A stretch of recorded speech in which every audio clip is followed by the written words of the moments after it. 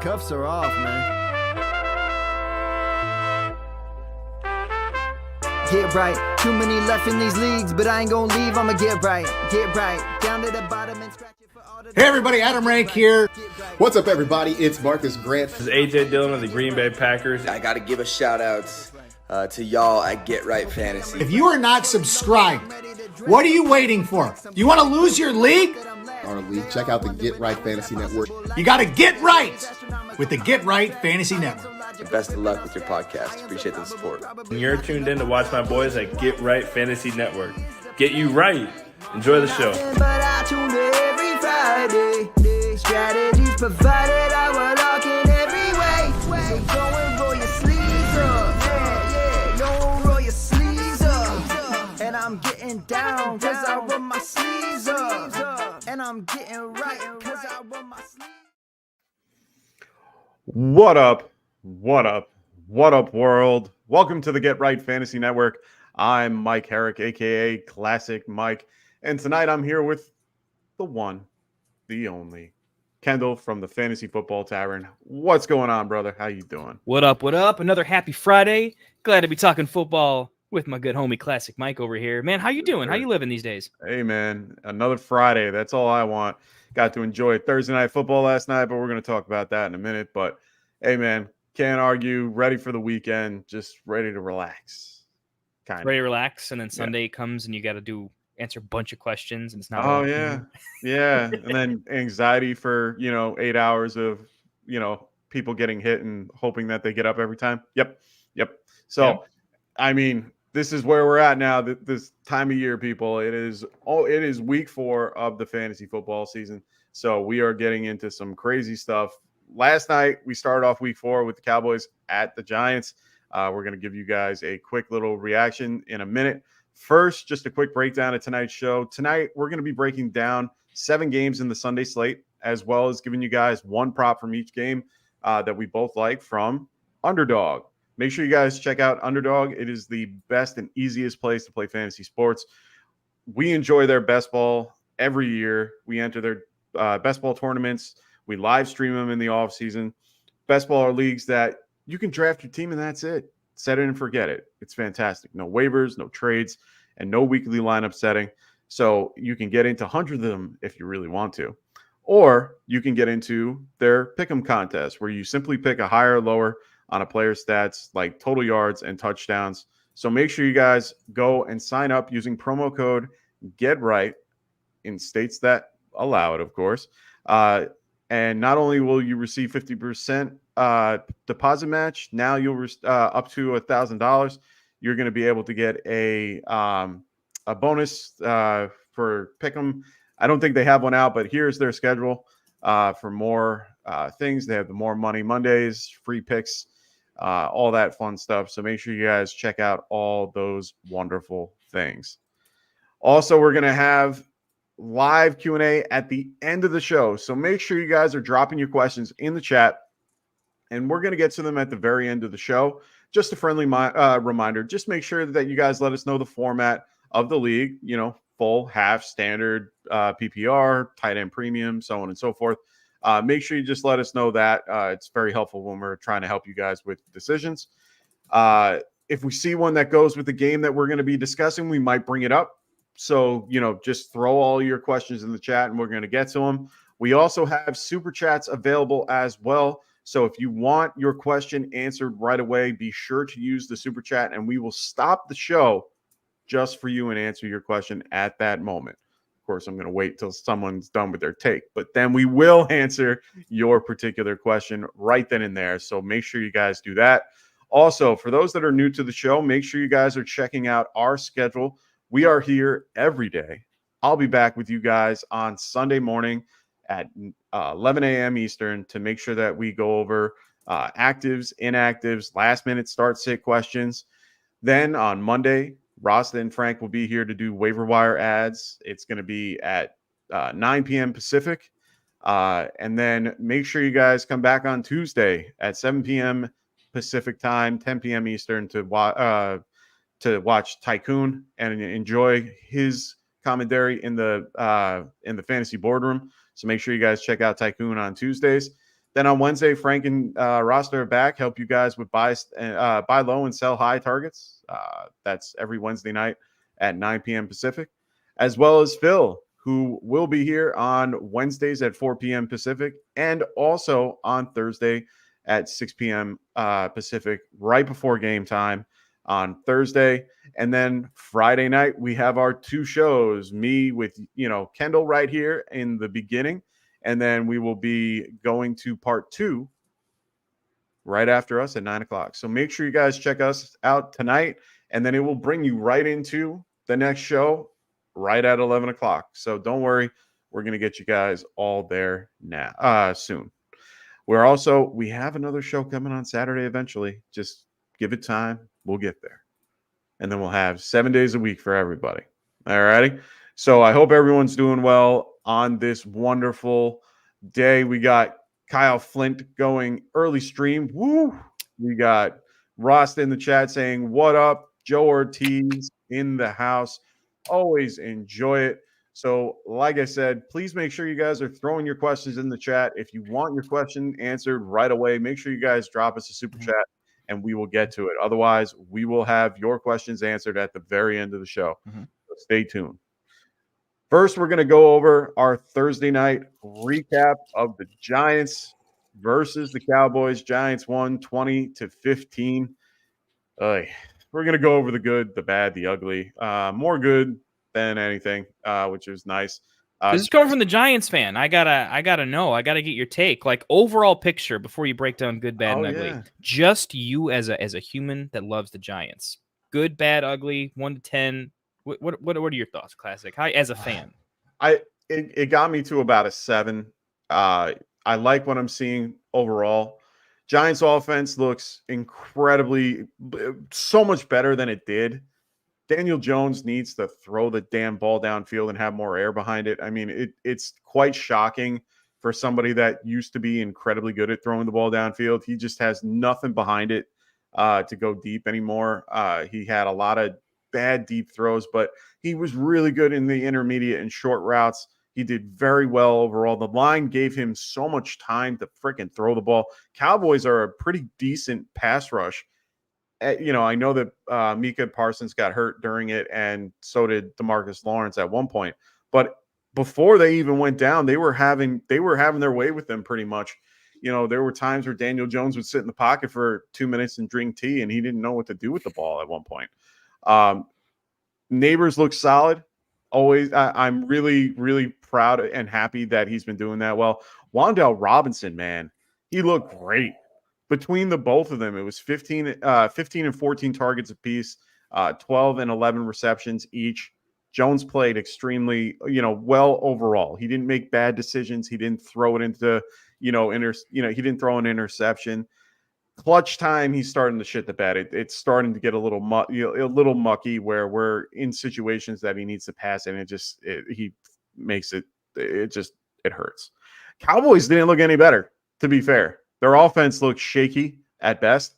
Dak looked on edge. You got CeeDee Lamb, Ferguson. Those were the only two that really did anything. Brandon Cooks was involved, of course. But Rigo Dowdle is probably the main back. Maybe. I have no idea at this point. I have no idea who is the running back for this particular team. I don't know. Zeke didn't play like a whole half. How good did it feel being like all the trash talk in the world that could be spoken about this game, and it's easier to not talk trash about the Giants right now. Yeah. It's so much easier to hate on the Cowboys. They're already an easy team to hate, but just that running game. You guys didn't think you were going to have an amazing running game this year. And I think, to be fair, you don't.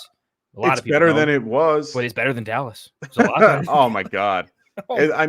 Singletary is something, man. I like Singletary a lot. I'm very happy that we went for Singletary. He seemed to do a lot with a little. Yeah. He's very good at, he's a really good downhill runner when he needs to be. And he's just quick on the outside. There was a play where Daniel Jones made a bad decision giving him the ball.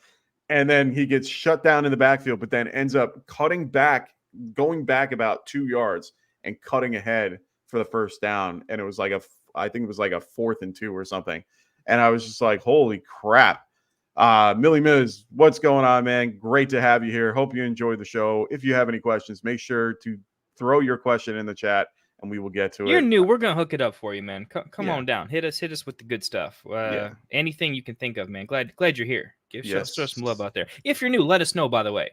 At least let me know for sure. Classic seems to know everybody in this space. I know a lot of you guys. I'm still getting there. Yeah. Much appreciated. I know what good, bad, ugly. What else you want to think? I mean, the biggest news is, Malik Neighbors leaving the game with a concussion at the very end. He will be, they said it was head and neck, and then he also had the concussion. He did roll on his neck on one of the catches that he made. So I know that was a little bit of a bother to him on top of that. So honestly, I think that in this particular case, we have a 10-day window till Seattle, but we are traveling to Seattle. So I do think that's something to keep an eye on. Most games that someone leaves with a concussion, it's very rare for them to come back for the next one. So we do have You're extra not really time. In a position where you need to bring him back. Is the fan in you like, guys, what are we doing? Let's get a better pick next year and let's not risk this guy. What are we doing? Honestly, I mean, I always want to win, but at the end of the day, honestly, I think Wandell is more than suited to handle what needs to happen if need be.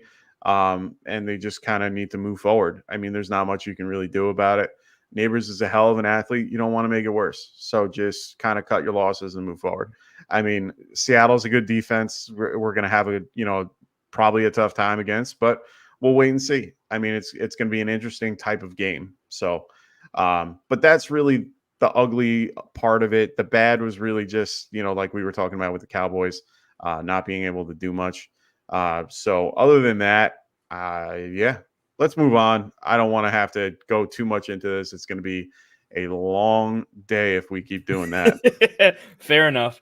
I know you always ask me, like, hey, how you feeling about the Bears after they got I get it. I like it. I gotta know. I like the Bears. You like the Giants. There's going to be a lot of nasty conversations we might have to have. Maybe. I think we both have a good idea of each team, and we're pretty good with that.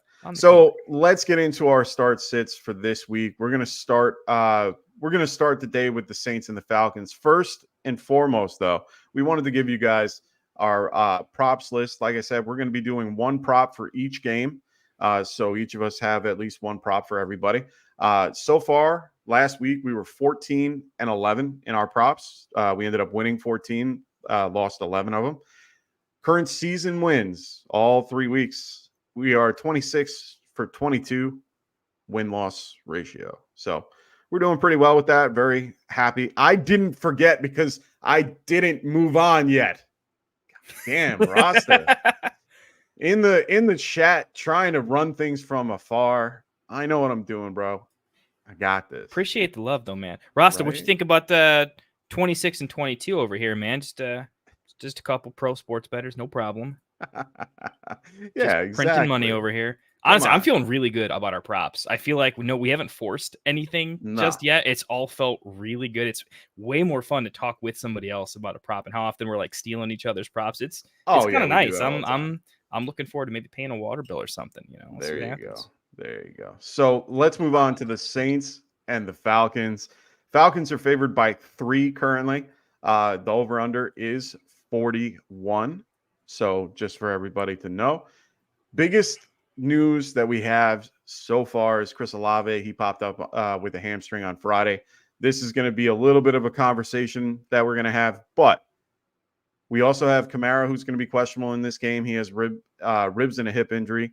Taysom Hill is coming back from injury. He wasn't on the injury report, so that's a good sign.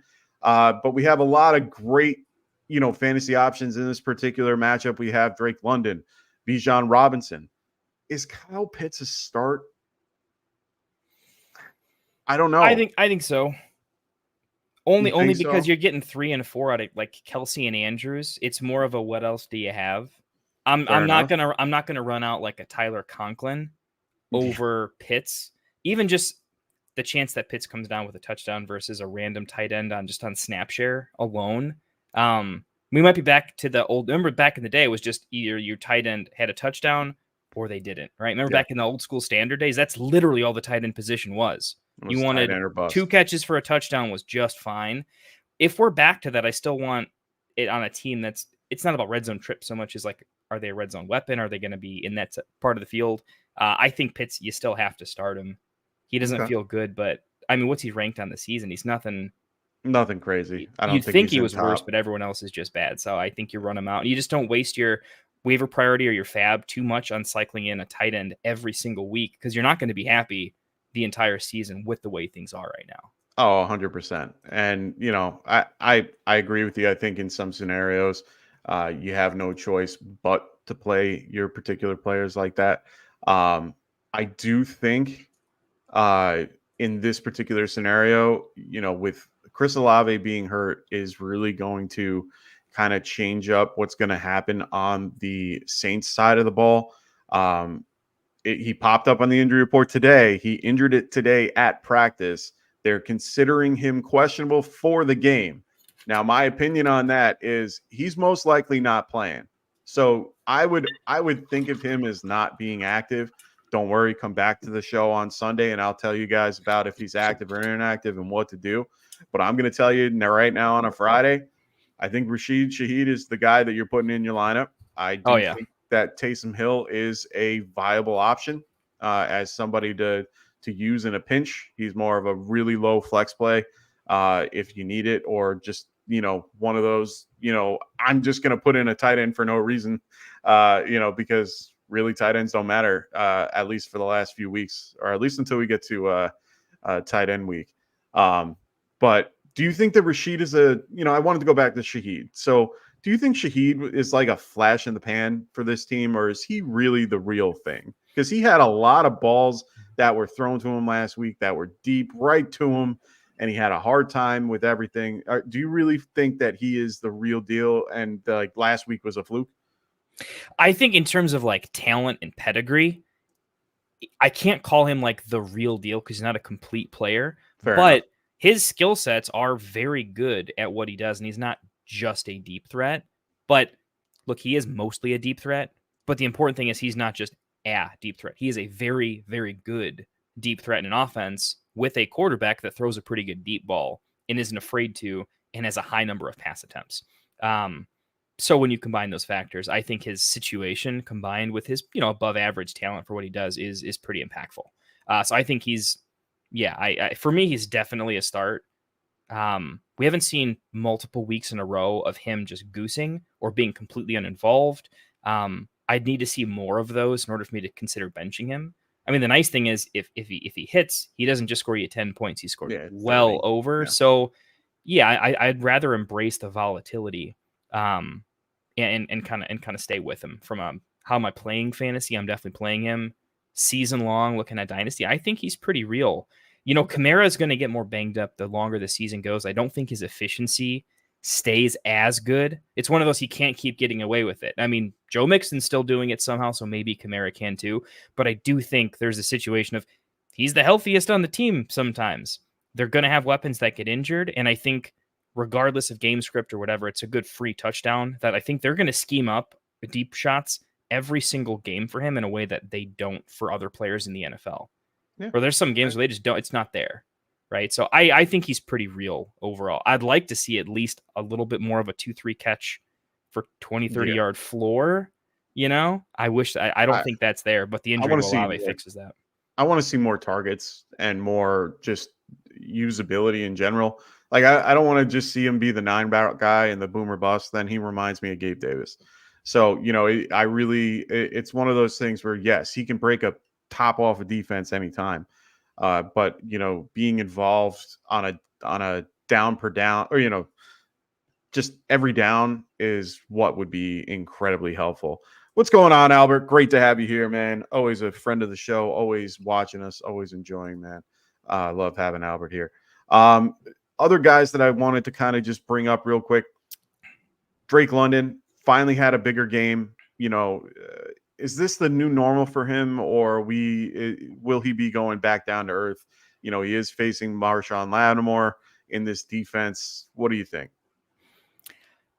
I don't know. I don't know how I got to be honest. I haven't watched done the every snap of this game to kind of get a sense for how this team's running its offense. Mm-hmm. I think the Falcons are one to watch for me because their offense doesn't seem very predictable yet. And so that's where I want to see, like, Bijan's usage isn't where I thought it might be. London's usage isn't where I thought it might be. But really, it's a symptom of, like, the overall offense just isn't exploding every single week because we thought they might, but that just never happens. I'd like to see who's consistent, who's a flash in the pan, how that kind of plays out. I think Drake London's more new normal is a higher target share. Okay. Questioning how good Kirk is going to be at getting him the ball. But we'll see. Way better last week. He definitely looked better last week for sure. I mean, it's a bigger boon that they're not just giving Bijan the rock 25 times. That would really cut into, I think, London's production. I think they know they need to figure out the passing game. I think London permanently, I think that wide receiver 1 is just, that's not in the cards. He needed to have a start like Neighbors for that to be realistic. He's definitely a 2 now. It doesn't feel like they're ever going to run a football game where, hey, we're just going to give London 10 targets. It just doesn't seem like it's in the range of outcomes. His touchdown ceiling is going to need to skyrocket, and I don't see it with all those weapons, but I do think he has a pretty safe floor. Yeah. So he's more in the wide receiver 2 range for me. Yeah, for sure. I mean, they're good runouts. They're what I've seen, they're a good outside run team, and they pretty much just keep running the ball left, right, and outside every time. And just, they combined, a lot of Bijan and Algier and just keep going. They kind of just muddle up the field a little bit. They get to like the 40 and then they can't really move forward. Thankfully, they have Koo, who can really, put a field goal through. So honestly, that's kind of how they've been moving. Darnell Mooney's been a lot more involved. Yeah, and he looks great. He's always been a very good route runner. He's very underrated. Very, very clean route. I think he's recovered from his particular lower leg injury that he had, where he broke, the high ankle or the fibula break that everyone keeps getting. I think he's a year removed from that, and he looks fantastic. So let's get into our props real quick. I have my prop, and I just talked about him 2 seconds ago. Darnell Mooney. I'm gonna be hitting the higher than 3.5 receptions. That's going to be my prop for this one. I like that a lot, actually, because he's not a player that you would typically take a receiving over for, being known as a faster deep threat, but he seems to be kind of a deeper safety valve in a weird way. He's just, I think he has probably, I'd want to look up the separation scores, but I feel like the coverage he draws compared to his route running ability and just individual speed is probably a pretty big mismatch, and he's just going to have a lot of free targets where 3.5 is probably free. That line probably needs to move to 4. And I wouldn't be surprised if it's just the floor for the rest of the season. That's great. And would have been mine had you not gotten there before me. Again, super sweet. I'm always going to get you. I'll be quick because I'll tell you, this is my least favorite game to bet on the slate. I don't have a good feel for it. A lot of injuries. Game scripts could be weird. Low over under. Honestly, my favorite bet's just smashing the under because I feel like it could be an ugly as shit game. Yeah. Being totally honest with you, I don't want to put $1 on it if I had to. Because I can't take the Mooney bet. Drake London higher than 57.5 receiving yards. I like that just in general as a wide receiver 1 who I think the team is going to try to have like a real game for. Yeah. I think that's too low of a number in an average game script for that to happen reliably. So I'm just going to take I think career long, he's going to average higher than that. So I'm going to take the higher than that. Yeah. And I'm going to go back to Millie Miz here. They're trying to use him like, cup and just, the shit just ain't working. I get it. They use him a lot in motion, which has been helpful to get him out of, particular coverages and stuff, which has been sort of helpful. But honestly, we'll have to wait and see. He's definitely more of a wide receiver 2 moving forward. The only thing I will say in his favor, though, is I like to have veteran quarterbacks paired with like my young elite wide receiver, only because I feel like the veteran quarterback will, over the course of weeks, find a way to figure out how to get their star 100%. Involved in a way that's not just like, coach, what do I do to get this guy open? No, they'll figure it out. I just think it's going to be some growing pains, but I would much rather have an older veteran like him or Carr 100%. Versus like a younger guy that has some higher ceiling, but isn't quite there on his ability to read how NFL is played. In the 100%. And this game is going to be like that. It's going to be just 2 old school, older quarterbacks that can't really move. And they're just really going to be passing the ball, and it's going to be a fun day. I think it's going to be an interesting type of game to watch. I'm going to be checking it out on myself. I like that. It's a good NFL game of football. Yeah, I agree.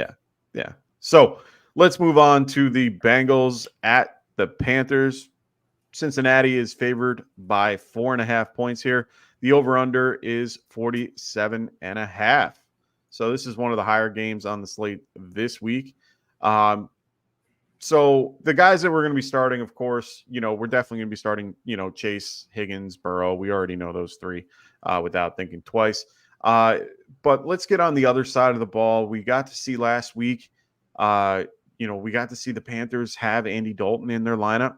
Yeah, I know they faced the Raiders. It wasn't really, the best defense they faced, but they did very well in that particular offense. We got to see what, Andy Dalton could do spreading the ball around. So Deontay Johnson, he ended up coming up on the injury report on Thursday with a groin injury. He was back Friday. He's still listed as questionable. He's been dealing with this groin injury for most of the season. So it definitely just most of the offseason into the season. So it's definitely flared up a little bit, but I'm pretty sure he looks like he's going to be on the starting side of questionable. So how are we feeling about Deontay this week?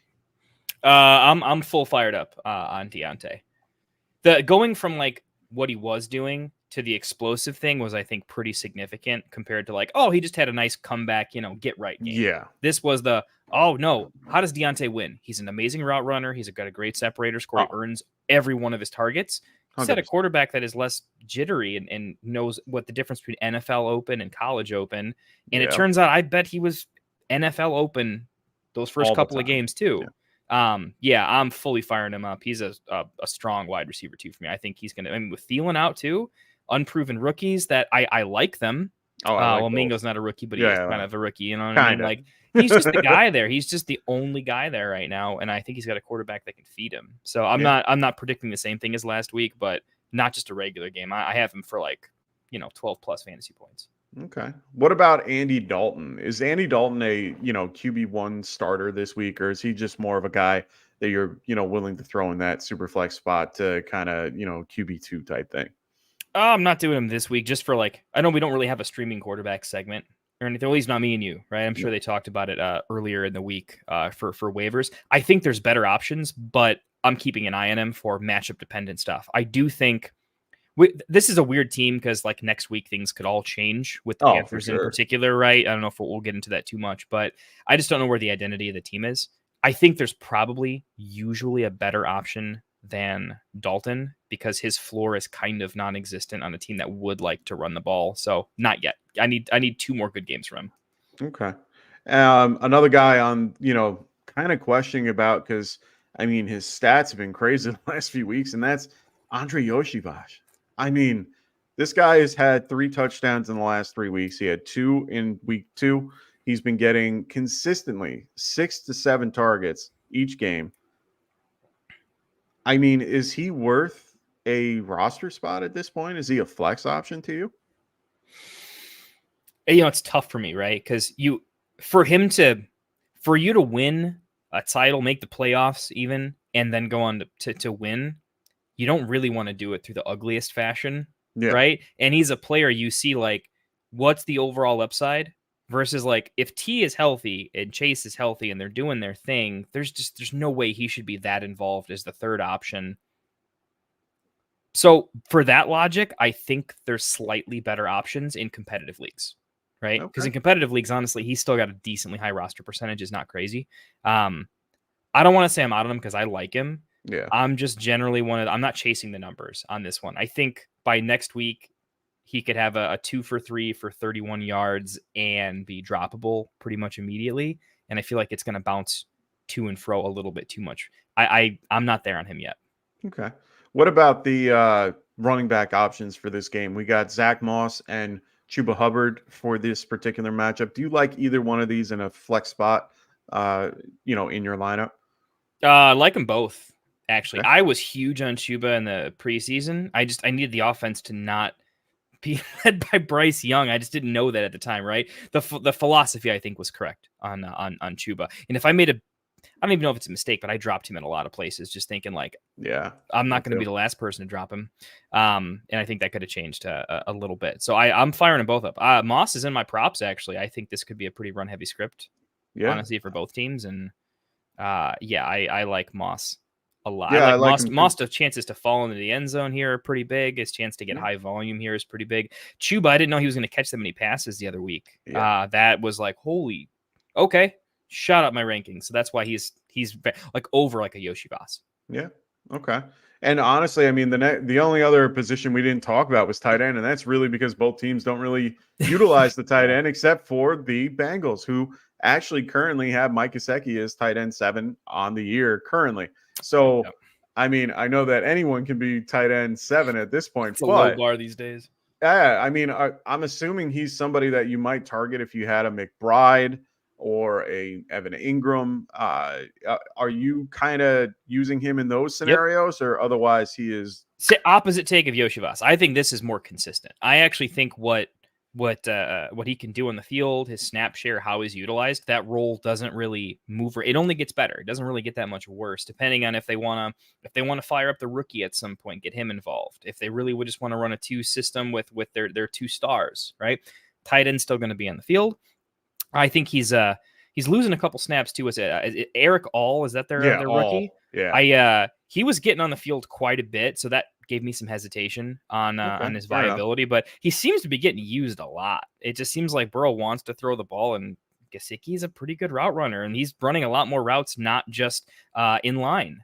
I was reading something today from someone. Their big point was that Gesicki legitimately lines up outside sometimes. Like, he's a wide receiver. Oh yeah, no, he was. So if you just look at tight end, you're like, no, he's gonna get targets. That's his skill set.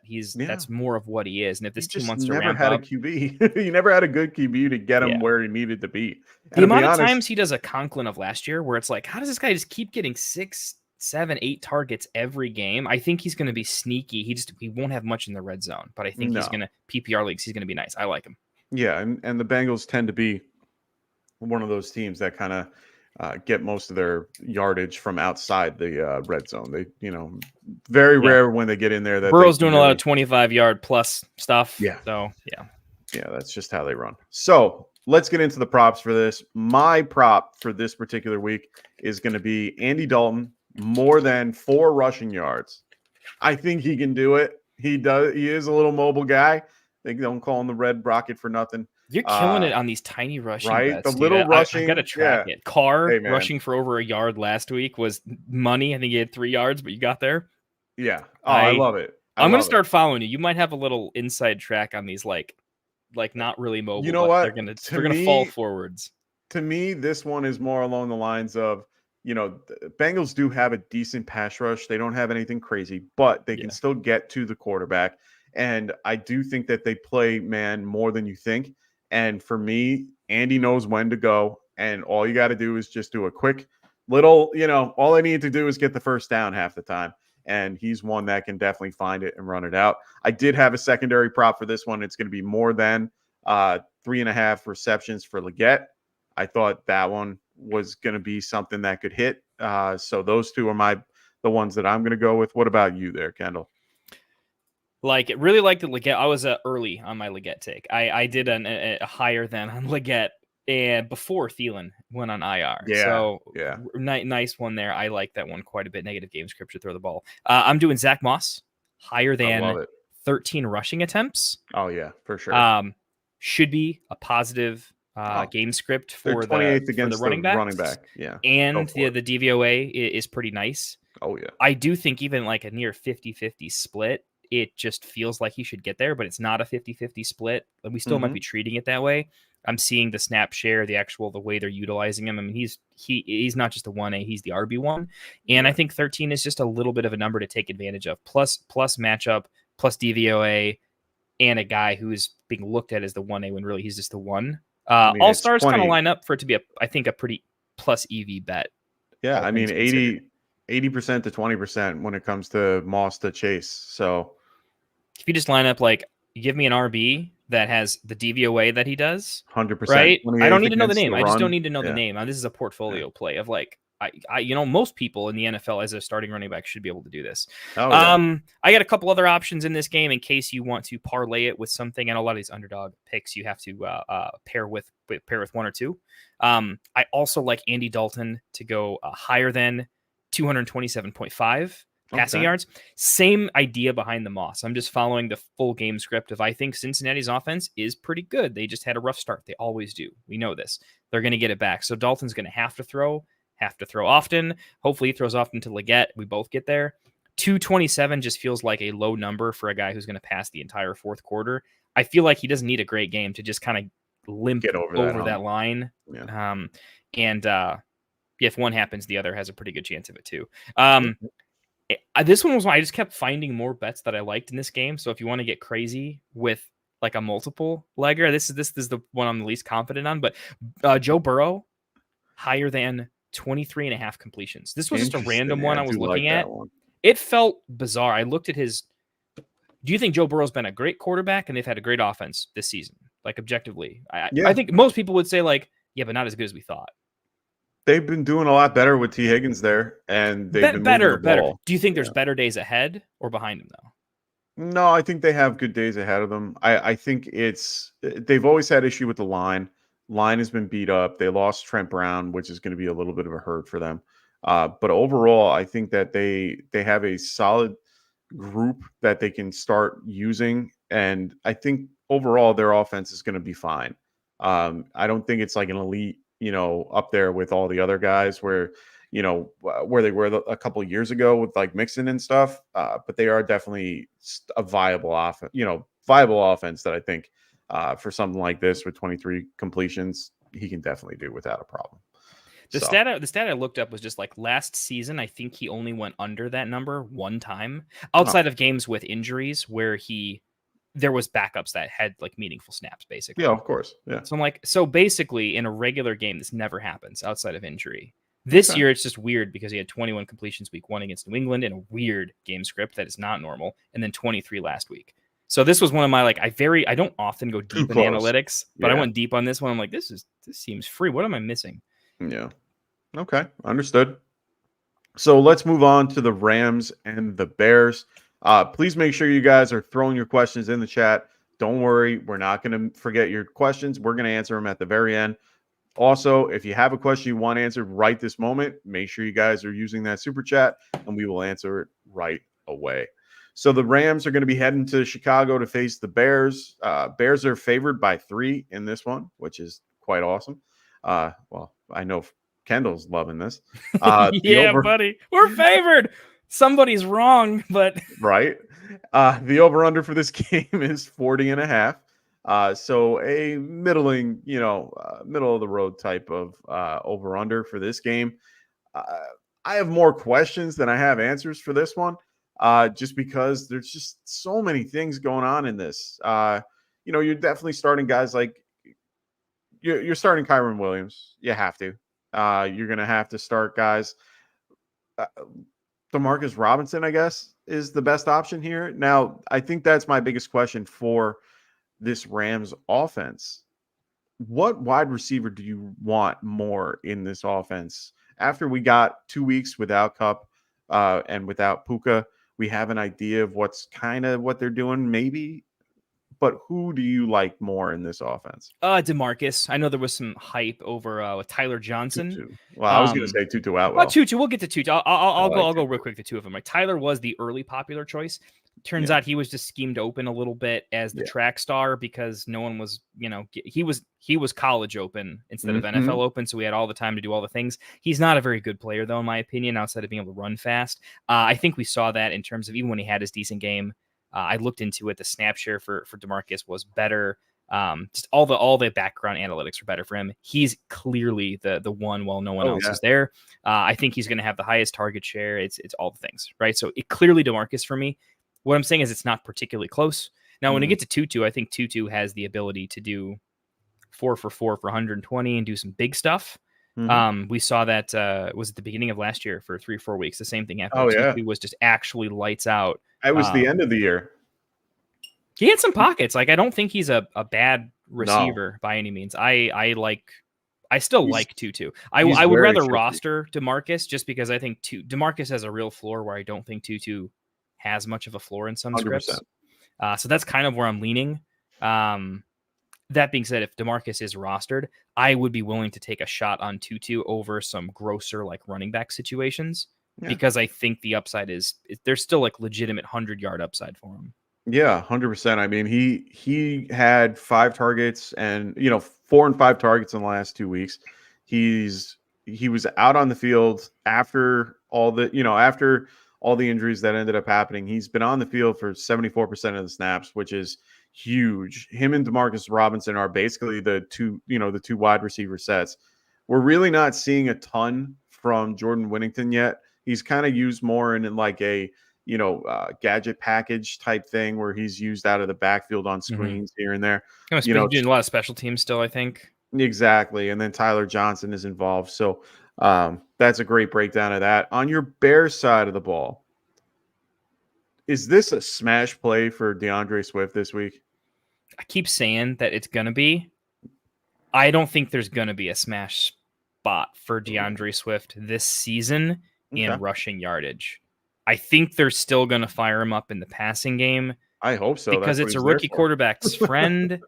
It's just, I think we need to get him into just more successful plays. Yeah. Instead of having this like that gets on anybody as mentally tough as you are. So I do think we need to get Swift more involved. I don't want us paying how many mil we gave him we gave him a lot of money. 3 year at least. Coach is talking about wanting to get involved in the passing game.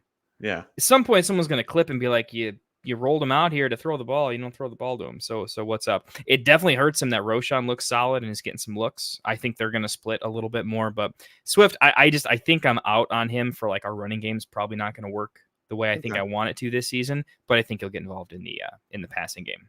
Okay. Another guy I wanted to talk about real quick was Cole Kmet. Tight end 1 last week. I mean, that was big.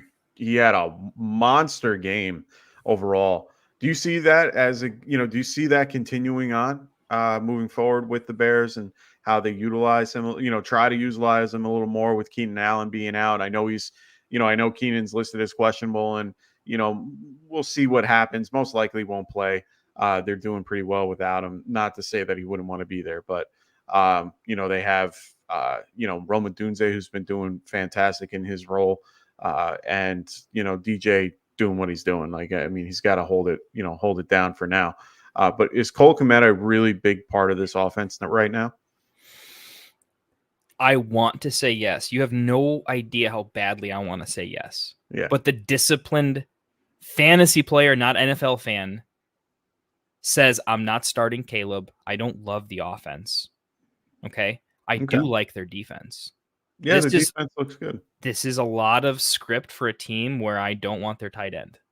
I don't think we have many red zone trips. We talked about it earlier in the show. Yeah. That's a big deal for tight ends that don't have a massive, consistent role. I don't think he's got that. I don't think our red zone trips are there. I don't think our pass attempts and completions are there. I don't think Caleb's getting to, third, fourth read situations successfully enough. I need him back blocking a little bit more. Let's unlock Swift before we unlock Kmet a little bit, I think.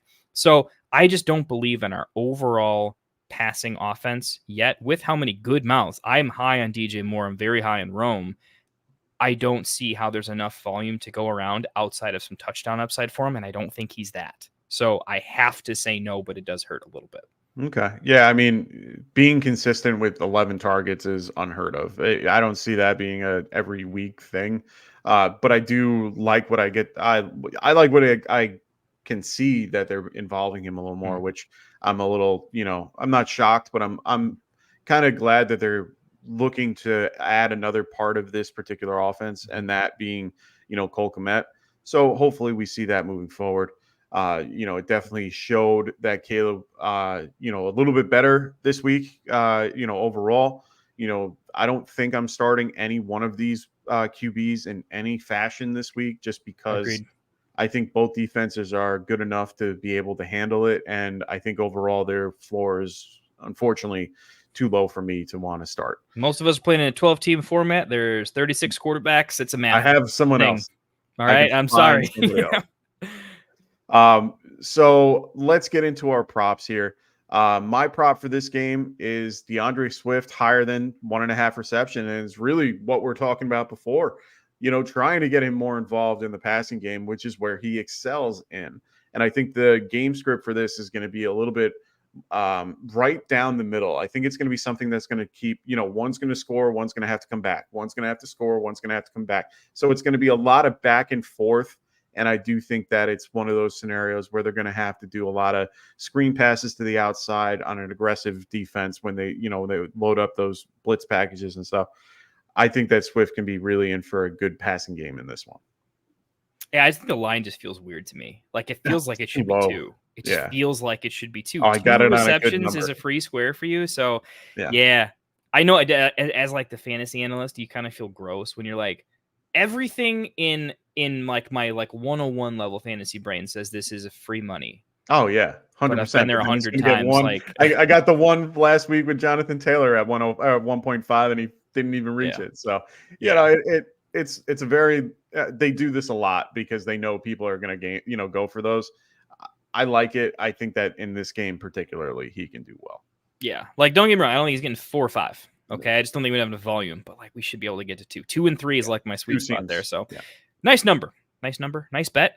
I like it a lot, and I need you to be right because if you're not right, the hell happened. Right. We'll talk about that later though. My prop is going to be Rome O'Dunes higher than 35.5 receiving yards. And if you want to go ahead and combine that with some other bets, I like the correlation with higher than 2.5 receptions there as well. So however you wanna incorporate those, I like both of them quite a bit. I don't think Rome's gonna have the big game he did last week, but I think Caleb likes looking his way. It's nice that as long as the ball isn't in the dirt, he can catch it. He's got a great catch radius. Already found him in the red zone. I think his target floor has probably gone up permanently. All that time with Keenan out of the lineup and him in it, I think it probably permanently ups his snap share a little bit. Keenan might just be like kind of permanently a little broken right at this point. Yeah. You see that sometimes you just get to that point where you can't stay healthy enough through the rehab. When practice is too much on your body to get to the game. We could see that with a guy like Keenan. Maybe, I hope not. It's not good for me, but that's why for all those reasons, I'm pretty high on Rome. I think the team clearly saw we had our best version of Caleb last week with Rome doing his thing. That'll be a thing. So it's such a small bar, 35.5 and then 2.5.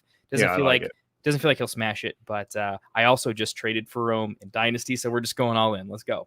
I like it. I like it a lot.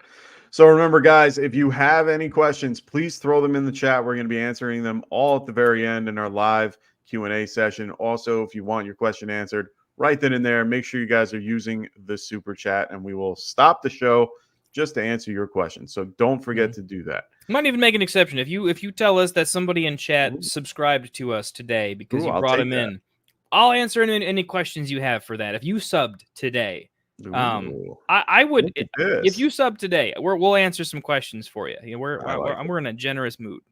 Ooh, I like it. I like switching it up like that. I like it. So let's move on to the Vikings and the Packers. Packers are favored by 2.5 in this game. The over-under is 43.5. I mean, there's not a ton to talk about, and really it's only because of one thing and one thing only. And that's who's going to be playing quarterback. Right now, Jordan Love had a limited week. He went through the whole week. Everyone seems pretty optimistic that he's going to play. Now, a lot of people are, a lot of people also, want to be cautious and, no one's really giving their hand away at this point. But I'm not 100% sure. Perry's funny. He subbed 2 years ago. This is that. Now, I think I said today, but if someone said I subbed yesterday, you'd put me in a real bind there. Perry, right. hop on next. Get some people over here. Yeah. So in this case, it's really trying to figure out who the QB is going to be, and then from there we can figure out what we want to do. So let's talk about it in that capacity.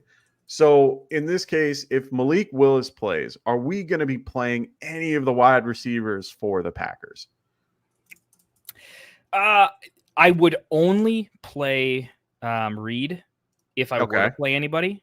Fair enough. And it would be a low-end flex. Okay. And I like that answer, honestly. I mean, it's exactly what I was thinking. But now let's throw it to if Jordan Love plays. One, do you play Jordan Love if he's active? If he's active, do you play him? Well, so the real question there is like, who's your backup, right? Did you find a really good? Fair enough. You've had weeks to figure it out. So if you're streaming, you've probably been able to settle on somebody. In my opinion, when he went down, I still think you were able to go after some leftover shares of Mayfield, which was one I'm still pretty high on. I think there's enough there that you're probably pretty happy with your backup. I don't think I'm running him out. If he's healthy, it's really close. It probably comes down. It's less about love and it's more about how confident am I in my backup? Am I like, am I streaming Andy Dalton at this point? Is that where we're at? Rodgers was a big stream for me last week. Rodgers was on a lot of waiver wires. I like his floor ceiling combination. So if there's people like that available, if I can start a Rodgers, who was my other favorite there? I think there's other options that I feel have a consistent enough floor. I would go with them.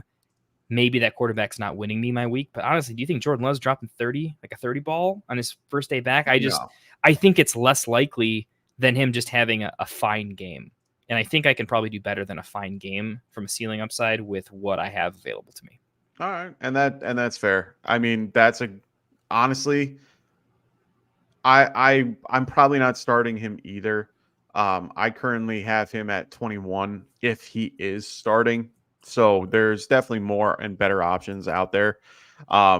In this case, if he does play, are you starting any of those wide receivers like Christian Watson, Romeo Dobbs? Like, are they even viable options at all? Or are you just out on the wide receiver options for the Packers this week?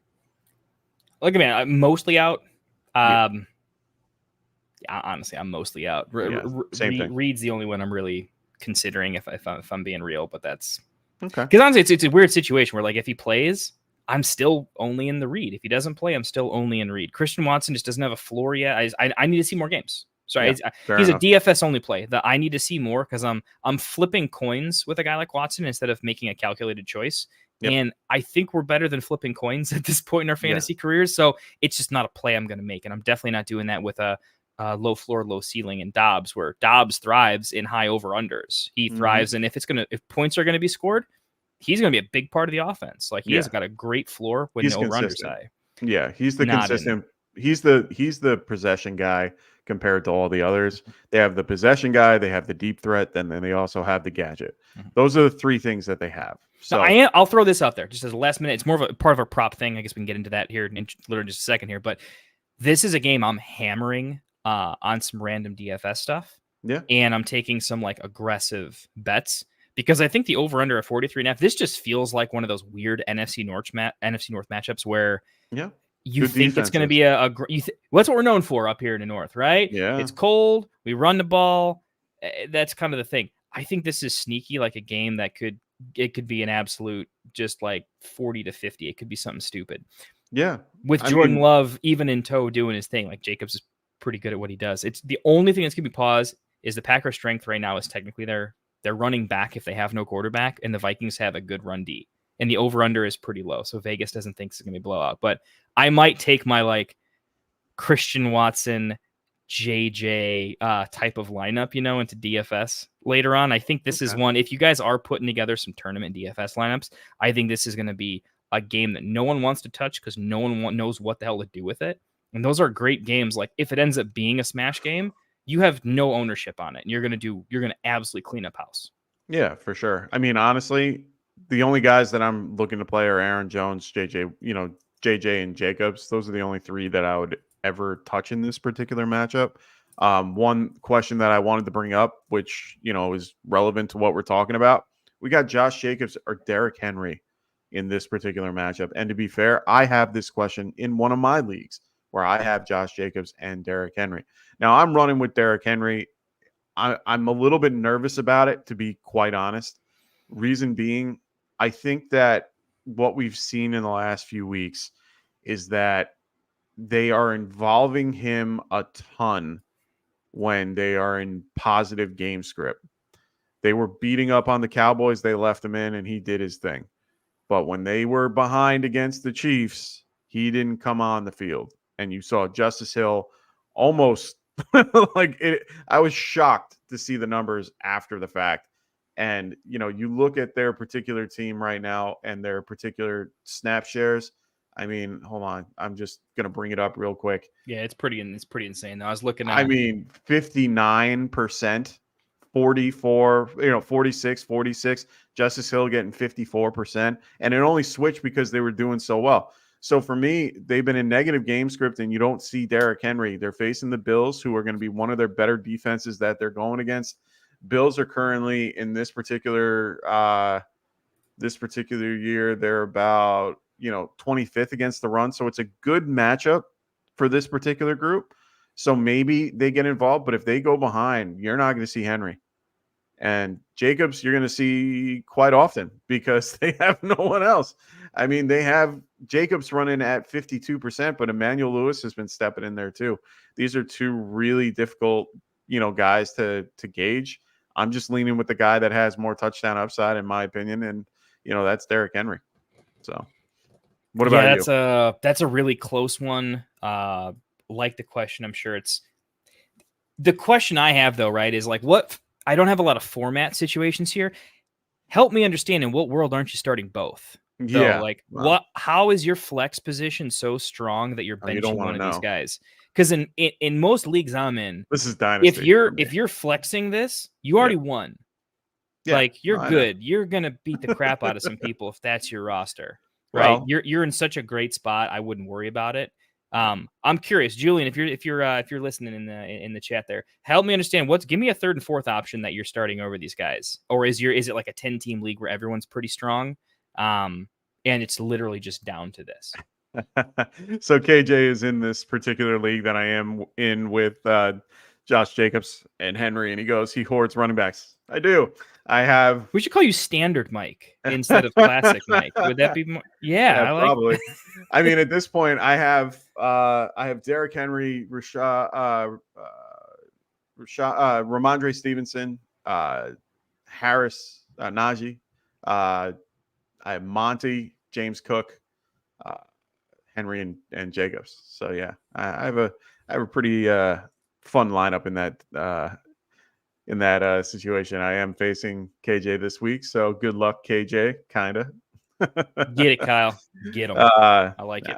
No, we got it. Non-PPR Mike. Yeah, that's probably more my speed anyway. I like the non-mobile quarterback and the running back. So anyway, let's move right along to our props for this particular group. Wait, before we run on to props, Julian dropped his stuff. It's a 10-team. I got Madison, Jacobs, Henry, and Taylor. Mason. Oh, that's a monster running back lineup. Yeah, wow. Holy crap. So yeah, Mason and Taylor are your Mason 1-2. and Taylor, and then he's going. Yeah, that makes sense. Look, I have a feeling your team is probably projected to win on most weeks, even in 10-team. Yeah. That's pretty strong. I'm going to take the don't lose your lineup week and go Jacobs over Henry. Yeah, win your week. Only because I think Henry's a little more boom bust. I'm taking I think my average projected scores usually are higher, and I just want to take Jacobs is getting you 10 points. Yeah. Henry might not. Henry might also get you 30. Jacobs probably won't. So I'm using that lineup matchup against like, hey, is my opponent the number one in the league or a mid-tier team? That's how I'm making my decision. I think I'm going to lean more Henry for this particular pick, just because in this particular metric, the Bills are 25th against the run so far. And, they might be a good defense, but without Matt Milano and a few other key pieces, they've been really falling apart. They also don't have Terrell Bernard at the moment. That's what worries me. Is like it's a money matchup for Henry. This is a big matchup for him. This matchup, I think the Vikings are good. Vikings are run 10th against the run. So I feel a little bit better about Henry in this scenario. So I'm going Henry for your particular flex. You might have swayed me. I have a feeling that I'm going to talk myself into Henry by the time Sunday comes around because I can't stomach Henry 28 points. Yeah. Again, I had him on my bench last week and I still won, but it is what it is. So the next prop we got is from me, and that's going to be lower than 3 rush attempts for Sam Darnold. So I'm going to hit the lower on this one. I love this bet. I figured why not hit the lower? I don't see him running a ton. Yeah, he might have, and that's for, I'm assuming for, ones that are even scrambles. Like anytime he runs past, he's got a little shimmy to him. You guys see that the sleeper put out the highlights of like, are we going to get this Sam Darnold where he just peels one off? I got to be honest. I was like, when did this happen? Because I didn't remember it. Yeah. I had to rewatch it like 100 times. That now that you bring it up though, he does got a little shimmy in him. He's a veteran now. He's been in the league like 10 years apparently. But. Yeah. So for me, I'm gonna go with the lower than 3 rush attempts and try to, get that one. I think I have an opportunity to get that one. What about for yours? Everybody else in chat, no one when I joined Get Right told me that Classic Mike, who I was referred to as, well, he hoards running backs, right? Okay, that the same way you're talking about him is like my initial like handshakes with him. Everyone's talking about like, everybody. That's what. There's a reason I got my name. I was not introduced to him as the guy that is going to find the most interesting like quarterback rush attempts from a non-rushing. Carr last week, Sam Darnold this week, but you doubled up. Know. You also have one more from earlier, I think, right? I do. I'll find the thing it. Is, I want to know my prop wins early and it's done. I don't want to wait the whole damn game if I have to. It's the blackout prop. All right. You'll still have memory of it before you hit the floor. That's fantastic. I love the bet. I didn't find it. I didn't even know it was on the card. It might have been even taken away, to be honest. Yeah, who knows if it's a legal wager at this point? I have no idea. I put these in at one point and then hope that they stay.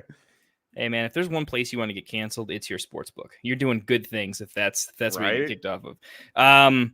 Just for the sake of time, I'll keep us moving here. I like Aaron Jones higher than 13.5 rushing attempts. I love it.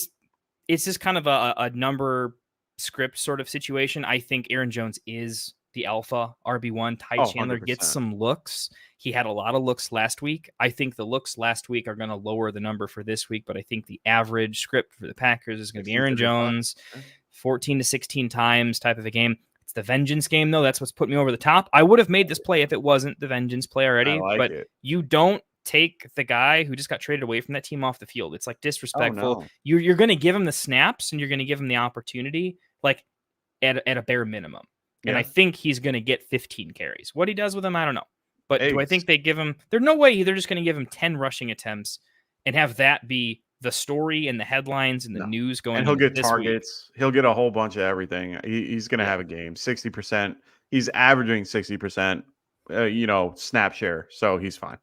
Yeah, wish there was a bonus on it. The revenge narrative games. I wish some more people would get on that. Maybe we can get a bonus code. Underdog, if you're listening, can we get like a promo code for us just on Aaron Jones? Right, just for a bonus. All right, moving on to our next game. And remember, ladies and gentlemen in the chat, make sure you guys are throwing your questions in the chat, and we're going to get to them at the very end. I promise. If you want your question answered right away, give it. Do those super chats. They're really helpful. Or, as Kendall said, if you just subbed right now and you have a question, we'll answer that question too. So money's tight for everybody, right? But if you can reach out to one other person in your league, it's always nice. Helps us out a ton. We appreciate you. We appreciate you guys for hopping in and joining. We just enjoy the chat. Believe me, it's fun. So next we have the Jaguars at the Texans. Texans are favored by 6 in this particular matchup. They are 45.5 or 44.5 is a huge number. I love it. A lot of these guys we already know that we're going to be playing here. Stroud, Diggs, Schultz, those are the big ones that we're definitely going to be starting. The biggest question marks we have for this game are Nico Collins and Joe Mixon. Both of these guys were, Mixon's been coming back from a high ankle sprain, and Nico Collins popped up on the injury report on Thursday with a limited practice with the hamstring. This damn hamstring bug is creeping up on everybody. Thursday hamstrings too. Jeez, it's one thing if it's early, but are you of the camp? I'm of the camp that the Thursday hamstring is never a good thing. I don't care if they're healthy. I'm not getting Keenan Allen again. It won't happen. Yeah. See, here's the thing. So for this particular matchup, he's going to be fine. He practiced in full on Friday. He's good to go. I'm not worried about him being active or inactive in this game. I think they're going to play him without question. This is a division rivalry. Yeah. They're going to want to play. He's at home. He does very good at home. If you look at his stat line, his home line is insane. So I don't think a lot is going to keep him out of this game. They might limit his snaps, and he might not be 100% out there all the time, but they're going to definitely get him involved, and hopefully early. The other biggest question mark is Joe Mixon. He is considered questionable. He did practice limited on Friday. It looks like they're going to ramp him up a little bit. They still gave him the questionable tag. Cam Akers is still available. Dameon Pierce is not going to play in this game. It looks like he had no, do not practice, even though they kept saying that he was, optimistic to play, which is ridiculous. Tank Dell is going to be out for this game with a chest injury. So they're limited in a few other scenarios. So my big question, let's not ask if they're going to play or not. Injuries, we're gonna hit you up on Sunday morning anyways. You're gonna tell us what to do. Come to me on that day. No sense in conjecture. A lot of the Jag side of the ball, though. The Jag side is just hard to talk about, and I think we have the most questions here. So in this particular case, Trevor Lawrence, benchable, right? You're not playing him anywhere. I'm not even buying but just decent over under. I gotta see a good game from him first, man. He's not putting away easier opponents. Yeah. He's not making bad game scripts interesting. He's not. I'm very concerned. Okay. What are we doing with ETN? He's currently running back 22 on the season, roughly second round pick in most scenarios. You're more than likely going to have to start him. You're not happy about it, but he's been at least 10 fantasy points per game in half point PPR. He's still holding at 70% on the snap shares for the running back. Are you feeling good about playing him this week? Yes. Yeah. I don't know how many bullet points, but we'll just quick. Okay, one, the offense has been absolutely trash. Yeah. You know what that means? Right. They can only get better. They cannot get any worse. Okay. They should probably regress to the median even a little bit. Brighter days ahead, and that's not with the player. That's just the overall offensive ecosystem is having an aberrationally low situation here. So that's going to get a little better. Snapshare, still fine. Team still trusts him. Eye test, he's not playing bad. I haven't seen him be like, that was his fault. No, the team doesn't look great. And that running back, oftentimes, running back is always about opportunity, right? 100%. We'll take a bad running back with 20 carries against a great one with 10. It just is what it is. The important thing is last week he had 6 targets, 5 catches or something along those lines.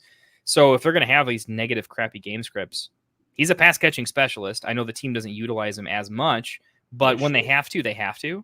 And so that kind of saved his week last week. 5 catches is not something a lot of running backs can do.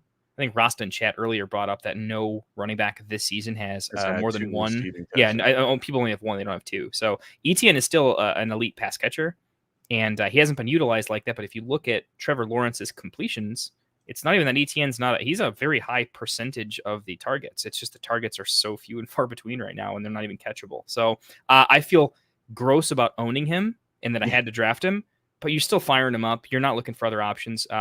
He's going to regress to the mean. It's just he's not the smash play right now. Okay. What if you're in a situation like we had before with Julian and you have 10 team, everyone's ETN, loaded? Yeah, you have ETN and, Jonathan Taylor with a Josh Jacobs, and ETN's floor is too high. I don't think he's in that category for me, where he's just he's game script proof. So the Henry argument is kind of moot, right? He's just on the field in either case, right? Okay. He's healthy, he's not injured, and he gets all the use everywhere. He's still a locked and loaded RB2 for me. I would have to see much more collapses everywhere around the team to be like, no, I just can't even anymore, Okay. Now, we also know that in this particular case for the Jaguars, Evan Ingram is going to be out in this game as well.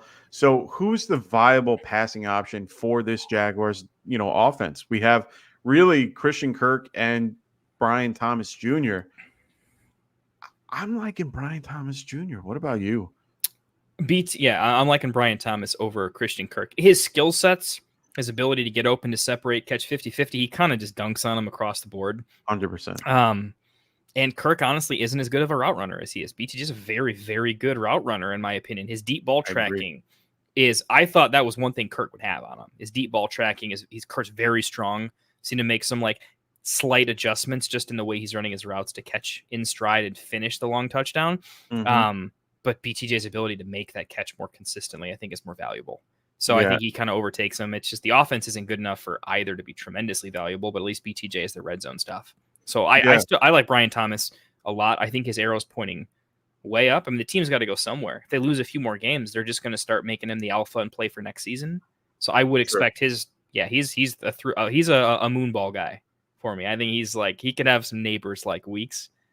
And the Lawrence owners are desperately praying for that. Can you imagine being a Trevor Lawrence owner, watching, being like, Daniel Jones is making a wide receiver one look like a wide receiver one. Trevor Lawrence, sunshine over here. Why can't you do it?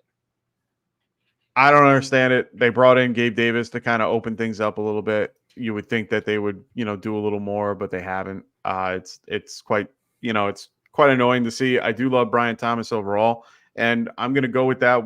I'm going to move right to our props because that's one of my props. One of my props is higher than 4.5 receptions for Brian Thomas Jr. He's been actively involved in the particular offense. He's out there just as much as everyone else. They've been playing 3 wide receiver sets in most cases just because Evan Ingram's been out a little more. They've been kind of trying to spread the ball out. And one of the guys that Trevor trusts in this case is Brian Thomas Jr. He's been very involved. So that number at 4.5 is very low for me for his particular production. I do think he can lead this team in receptions near the end of the year. So I'm aiming this game right now for this one. So yeah, I'm going to go with Brian Thomas higher than 4.5. What about you?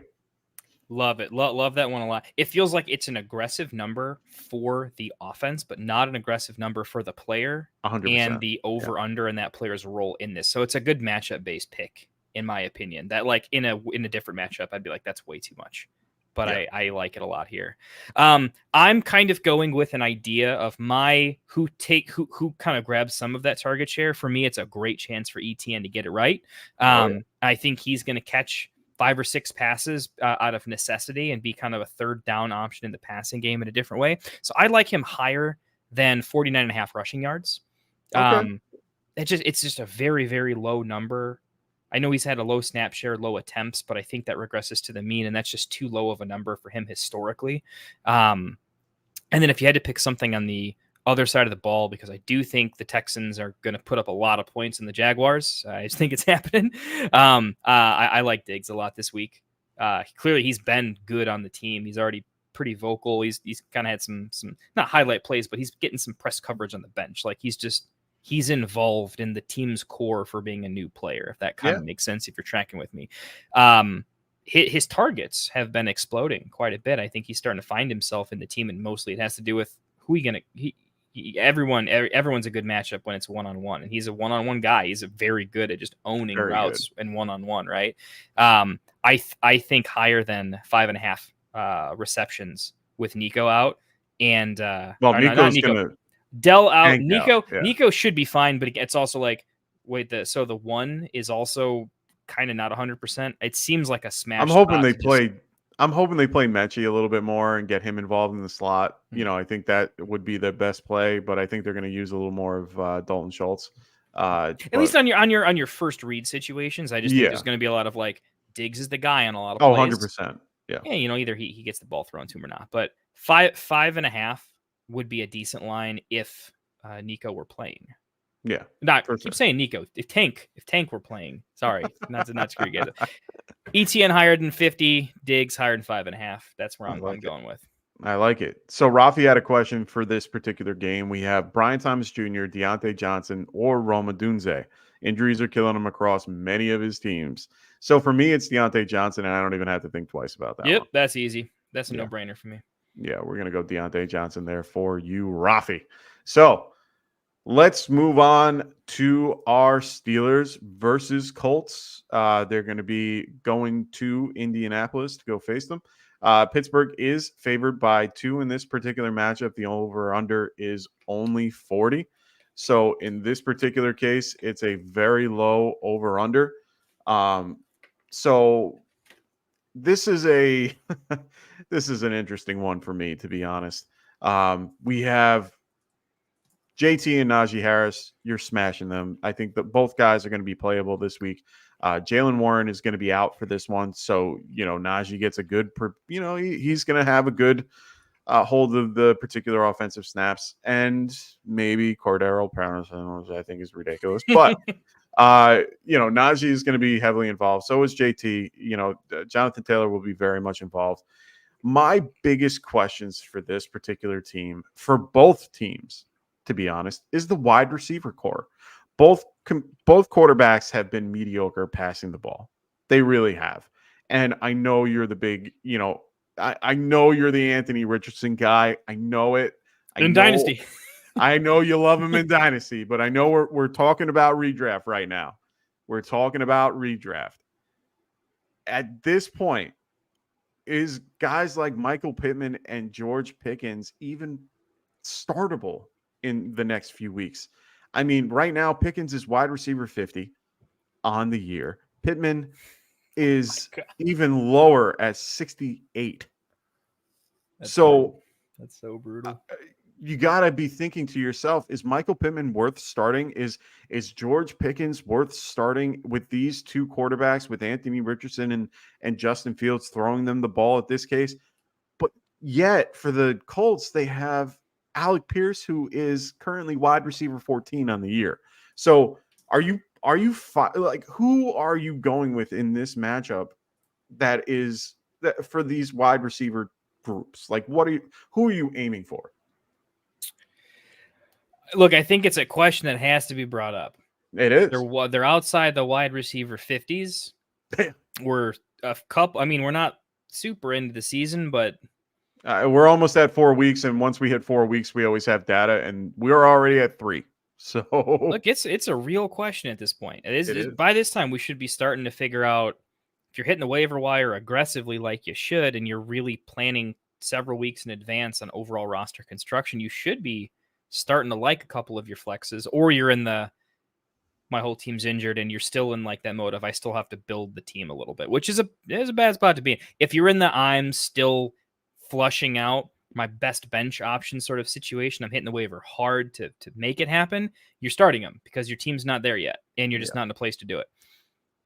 If you're in a spot where you hit the waiver wire and it's working out pretty good, or you drafted pretty deep and things are hitting and you're the one guy that's not getting hit by the 20 million injury bugs, right?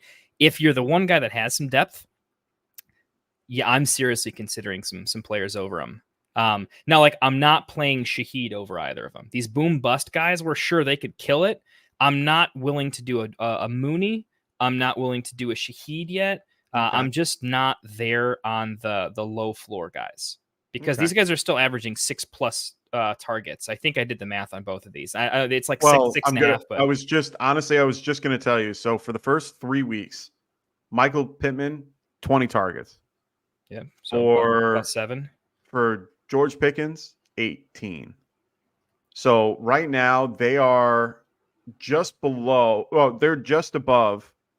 Pittman's just above numbers like Drake London, Jamar Chase, who is technically lower, but he had the big touchdowns and stuff, so his numbers are a little off. But guys like Terry McLaurin, he's above. Christian Kirk, Ladd McConkey, Calvin Ridley. So he's kind of at the top of the bottom of the barrel, if that makes sense. That's a good way to put it. Yeah, I look at Pittman that way. Yeah, just not Pickens. Pickens I can forgive because he is a good deep ball. He doesn't need all the targets. That team just doesn't have any other weapons to go to. He is like the guy. Yeah. The quarterback. I mean, I feel more confident in Rich rushing in touchdowns than Fields at this point. Yeah. So I'm more confident in rolling out Pickens at this point. I would be okay.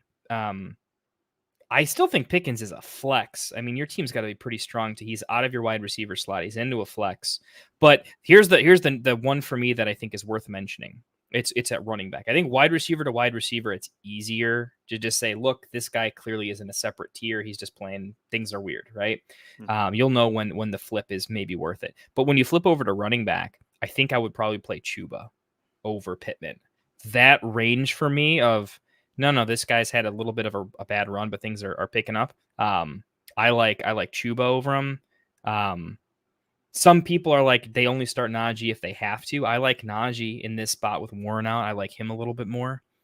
In general, though, if it's close, I'm still sticking with, I think the passing offense for the Colts has been worse than it's going to be the rest of the year.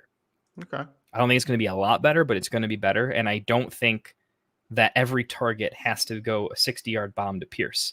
There's going to be a 60-yard bomb to Pittman at some point. Yeah. So I just Hopefully. think, yeah, right. That's the scary thing is hopefully. I think it's a little too early to just be flat out benching him, but we'll put it this way. In a week or two when we're doing this again, I'm already not afraid to do it if I have to. Yeah. We're not in no one's like mathematically eliminated for the playoffs or anything, so we're not getting too silly. Give me a week or maybe not even a week or two. Give me a week. Give him this week. week. Yeah. So we got this guy 12 going. Fields and Pickens breakout game. Do you think that this is an opportunity for them to do well and have a breakout game? Too low of an over-under, in my opinion. Agreed. Not enough plays for either to be considered a breakout. I think both teams want to run the ball, and so the amount of total plays is going to be really low. I think this is going to be a very, very boring game, except for the plays that aren't boring. Yeah. Colts are number 11 against the wide receiver this season. So I agree. I mean, they're utilizing a guy that is averaging 4 targets a game as wide receiver 14, and that's Alec Pierce. So even a guy like, Pittman, who's averaging 7.5, he's still not even getting, close to what he should. So hopefully we can see a, big change, moving forward.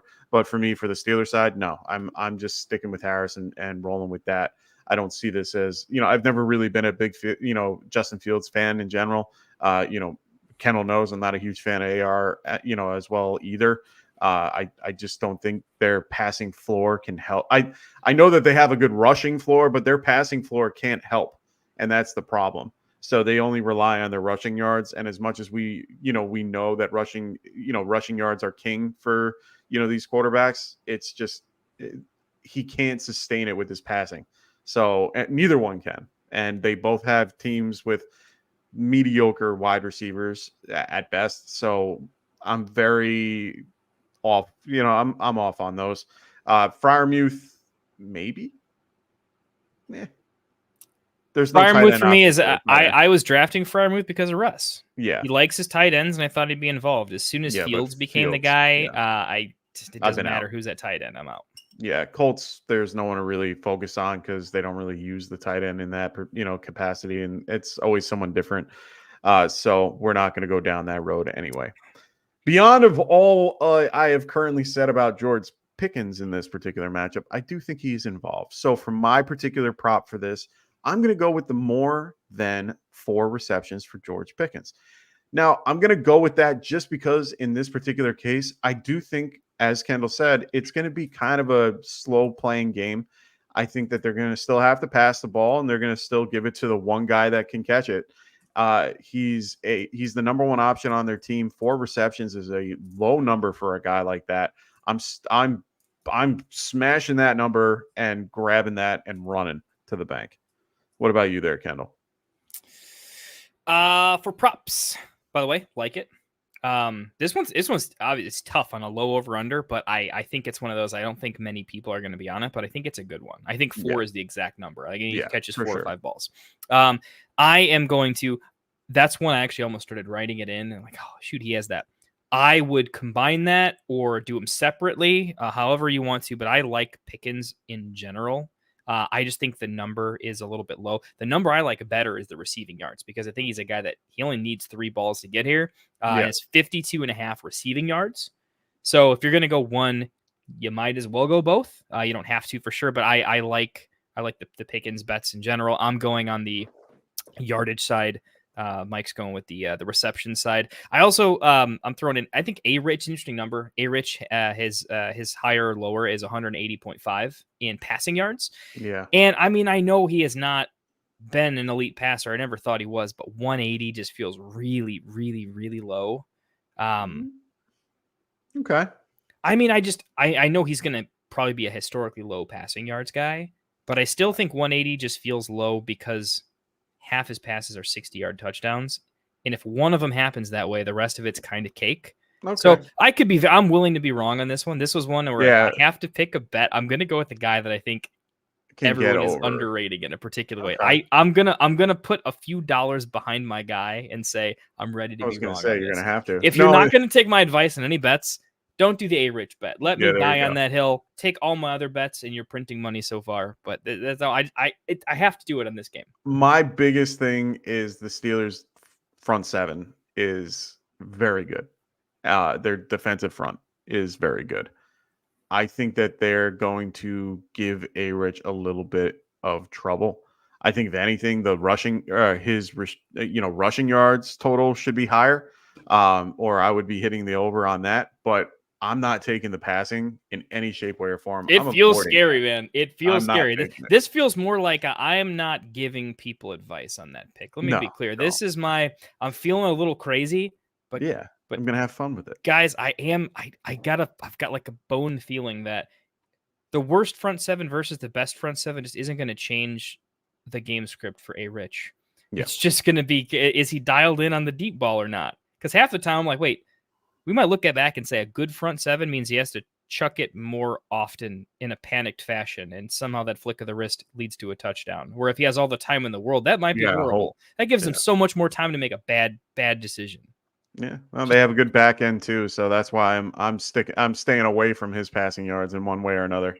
With Malika Fitzpatrick in the back and Joey Porter on the corner. So, I'm staying away from that. So let's move along to deleting this one. I'm not even like putting this one in the line. I can't even take it out. So let's move on to the last game of the night. So make sure you guys throw your questions in the chat. We will be getting to them right after we go through this particular game. If you guys want your question answered beforehand, please make sure you guys use the super chats and we will answer right then and there. Broncos are going to be coming out east to the Meadowlands to go visit the Jets. Jets are favored by 7 in this game. The biggest matchup in this, or the biggest, line for this game is 7. I haven't seen one that's higher so far. It's the biggest line on the entire slate. Yeah, it's crazy. So. 39. Yeah, that's the highest. 39 and a half over under. So in my opinion, that means that most of the points are going towards the Jets. In this case, you're definitely starting guys like Hill and Wilson they're no-brainers. Rodgers, more of a QB2, in my opinion. I don't think he is QB1 ready yet. I don't think he's, QB12 in any way, shape, or form. Right now, I don't know if I can start any of the Bronco options in this matchup. And that is tough for me to say. I do like a lot of these guys. I love Bo Nix. I like Curtis Samuel. And I'm a big fan of Javonte Williams. But unfortunately, I don't see them having good games in this one. What about you? I mean, how do you feel about their current running back situation? Is it worth investing in? Are you willing to start any of these guys, or are they just stay away? My initial inclination is I'm just staying away. It has less to do with the running backs themselves, more like the overall ecosystem. I don't see a major they're going to get over this hill this season. I think it's more of a long term. Somebody will emerge at some point in time, but I don't think it's this year. I think this year it's going to be massively running back by committee. I had the Broncos pegged as probably going to have 3 running backs in there. I liked Javonte just because it felt like he was really cheap. And it was between like Javonte or Singletary. Well, he's young. He's 24. Yeah, I still think he looks okay. I don't think he's been playing particularly bad. I like the involvement in the passing game. That's been at least encouraging. So he's more startable in PPR. But I'm with you. It's not hard for me. If I have almost any option, I'm going to go with the almost any other option. You don't even really need to name names. Maybe some people in chat will give us some questions later or start sits. We can kind of go over those. But if I'm finding anything at flex, I'm going with a wide receiver. I like a million of them over them. If running back, I'm just toast. It's only if I have to. I'm not kidding. I would say Braylon Allen at this point is like a coin toss with Javonte. It's just that close. Okay. And that's fair. Yeah. I like it. I mean, I feel the same way. I've been very high on him, but unfortunately that line is tough. I mean, most Sean Payton offenses, you pretty much, running backs are almost a smash. I always think that they are, they always utilize the running back in one way or another. And they also feature the X receiver, which is, in this case, is it Cortland Sutton? Because at this point, he might lead them in receptions, but Josh Reynolds leads them in total yardage. Mm-hmm. It's getting kind of crazy out there. But Bo Nix, I think if you invested him in a dynasty, I think you're going to be very happy down the road. I do think that Bo Nix just needs another, I think he needs this year to kind of get him, get his feet underneath him. I think he can be a really good quarterback moving forward. I honestly do. I think he has the ability to get the ball out, and, he has the ability to kind of see, oh, crap, I got to get out of here. And then he has the legs to kind of pick it up too. So I like Bo Nix in the future. I don't see him as a redraft option this year.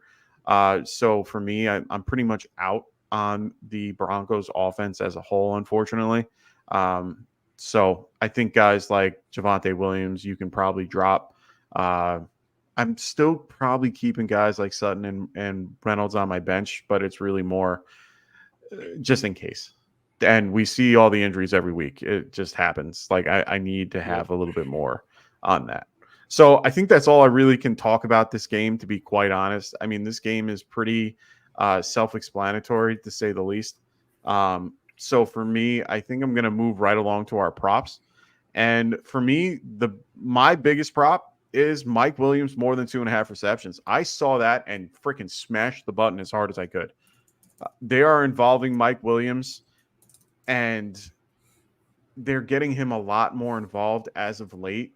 I mean, his particular numbers for this year, he's been just eased in last week against the Patriots. And he is going, where are they? He was in for 45% of the snaps, which is huge. That's a huge jump up. Now, Allen Lazard is overtaking him, but they are involving him when needed. I do think that this is one of those scenarios where they can involve him. 2.5 is a very easy number for him. So I think that got to go with Mike Williams here. I like it. It's a low number. It's one of those numbers where Rodgers is good enough to move the ball around. Feels like 4 different receivers could get 3. Like the number 3 would be brutal for me. I don't think I can get to 3, but 2.5, giving 3 is a win. I like that. I like that quite a bit. Yeah. And it just feels like it's, if he ups his snap count to where we think it could be and has that natural next game progression, he'll be there the rest of the season. So I like it from if I'm breaking down your bet, it's like the mindset philosophy is there. It's like this, it's one of those, this might be the cheapest he ever is because he was always going to be in the field more. Everything leading up to this has been expectedly weak, but the number hasn't changed fast enough because the betting market hasn't caught on to it as quickly. So good bet.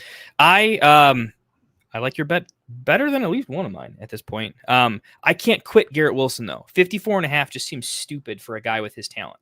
Yeah. He's when the Jets defense, they've got great defenders. They're known for, guys like Sauce. When he's cutting up Sauce in practice, he practiced against Sauce Gardner and he still wins from all the reports. So now the Jets they're finding ways to win games without him. But they're going against Surtain, who is one of the better guys. Surtain, which didn't he just become the highest paid corner, right? Yep. Pretty insane. So that's a problem. That being said, normally you get a guy like Pat Surtain and you go from like 75 projected down to 55 projected. You don't start at 55 and then figure it out from there. So I still think it's too low of a number. I think they have to figure it out. Part of me just says I don't know, they're going to figure it out. My favorite bet though, because I'm kind of all in the Jets right now. If I were just putting one bet on this game, this is what I would hit. Braylon Allen higher than 10.5 receiving yards. I love it. I like this one a lot. I broke down the game scripts. I kind of looked at when he got the catches, when all this happened, and it wasn't as much pure garbage time as I think people would expect these catches to be. His snap share was decent. He's being very efficient with all the different kinds of touches, which from a coaching standpoint, it's we can run him out on any play because he can do anything pretty well.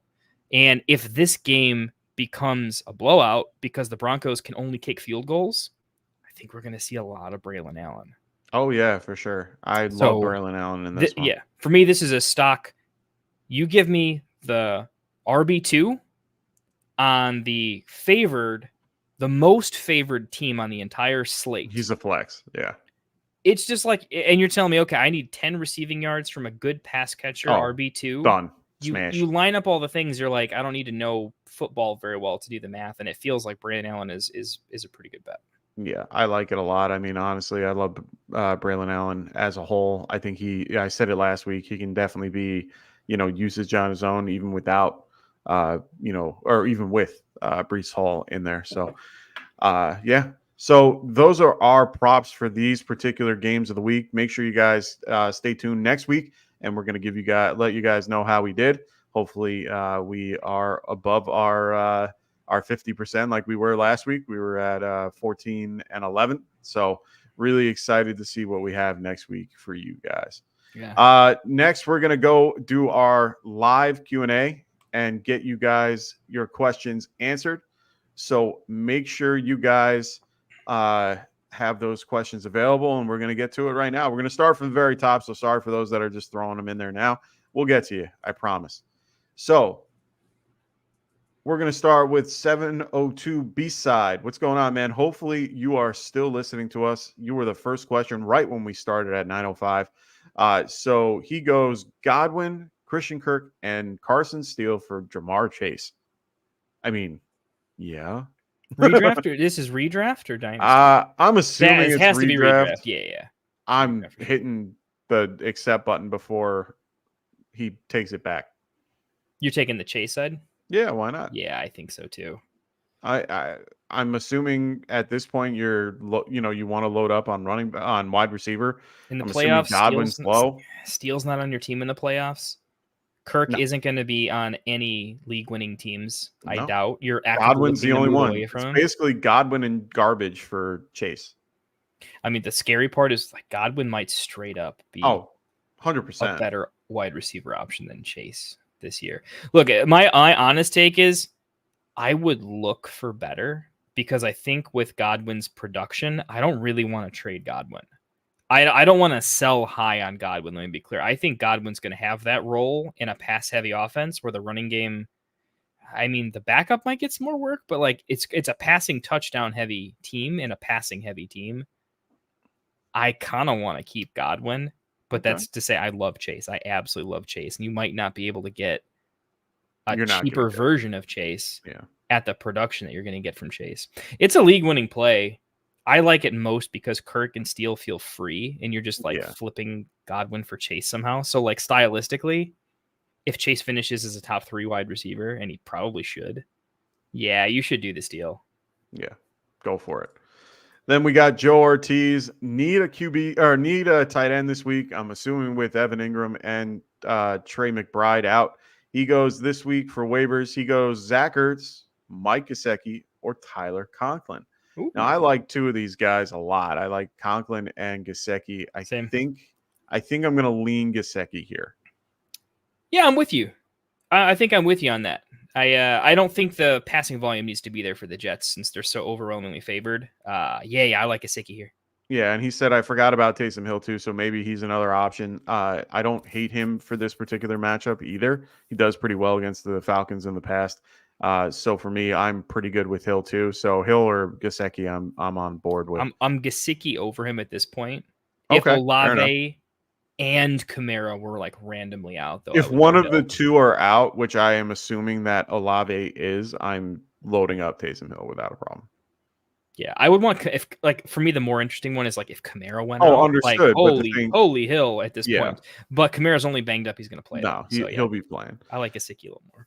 Joe also says Najee, Monty, Carson Steele, J.K. Dobbins, or Mixon if he plays. Remember, he is questionable, and we will have to see. He's saying start 2. Now, I think we both agree Najee is a start this week for this particular grouping. I also think Monty is another good start for this one as well, even though it's a tougher matchup. Steele and Dobbins don't move the needle for me. I kind of like Mixon if he plays, but he would be limited. So I think I'm going to go with Monty and Najee. Yeah, I agree with everything you said. I'm a little nervous about Monty, though, just because of the injury to Frank Ragnow. He tore his pec, and I don't think he plays. So for me, I'm a little nervous about that one, but I'm still on board with it because the line will still be fine without him. Monty's locked in for me. It's between Najee and Dobbins. Mixon is you just don't have to take the risk. I'm nervous because I don't think Justin Herbert plays. So if Justin Herbert doesn't play, I can't do it. My tiebreaker is Dobbins has too many things that can go wrong. Oh, 100%. Where Najee things are already going right. Yeah. It's not. Yeah, I'm just trying to stick to the process. Monty locked in. Najee, without Warren, I think Najee might be able to catch 4 or 5 balls. So if it's I think PPR so, league too. too, I think Najee has such a safe floor. Yeah, I think they're going to involve Calvin Austin though too. Don't hate your team. Your team seems legit. That's great running back room. Hope the wide receivers match it a little bit, but nice. So Perry Williams goes traded Hill, Pittman for Justin Jefferson and Brian Robinson. Needed running back depth and tired of Hill. I don't hate that trade. I love that trade. Yeah, I think you did pretty well at the end of the day with that particular trade. So Camden Christensen, what's going on, man? Glad to have you on the show. Hopefully those that are new to the show, make sure you guys are liking and subscribing to the show if you haven't already. Would you trade Shakir for Najee or Ford? My quick answer is no. And especially if this is full PPR. My quick answer is definitely not Ford. My snap answer was not even close to Ford. I have to think about Najee a little bit, though. Yeah. PPR, half PPR, that's going to matter here a little bit. Yeah, I didn't see anything about that. So for me, I think it's just for, I'm going to go with full PPR. So if you're looking at this deal, though, you're probably needing a running back. You're looking, who is my sell high wide receiver? Who can I go buy affordably? It would be Najee, though. Look, if I need a running back because I might be forced to start Tyler Algier off the waiver wires because that's legitimately my RB2 at this point. Yeah. That could cost you a week. Yeah. Where like Shakir, you're going to have a better replacement for at that particular point. If you need running back, I do like doing it for Najee. Yeah. Just because I like it. It's the safe play of, I think, running backs. There's a lot of positions that are gross this year, but if your injury setup, it's weird. I would do the trade for Najee just to secure running back. You're not going to find a cheaper one in Najee this time of year with the fields. The whole offense is looking kind of bad. The vibes are kind of bad. People aren't aggressively like charging more for Najee because he's the guy with Warren out.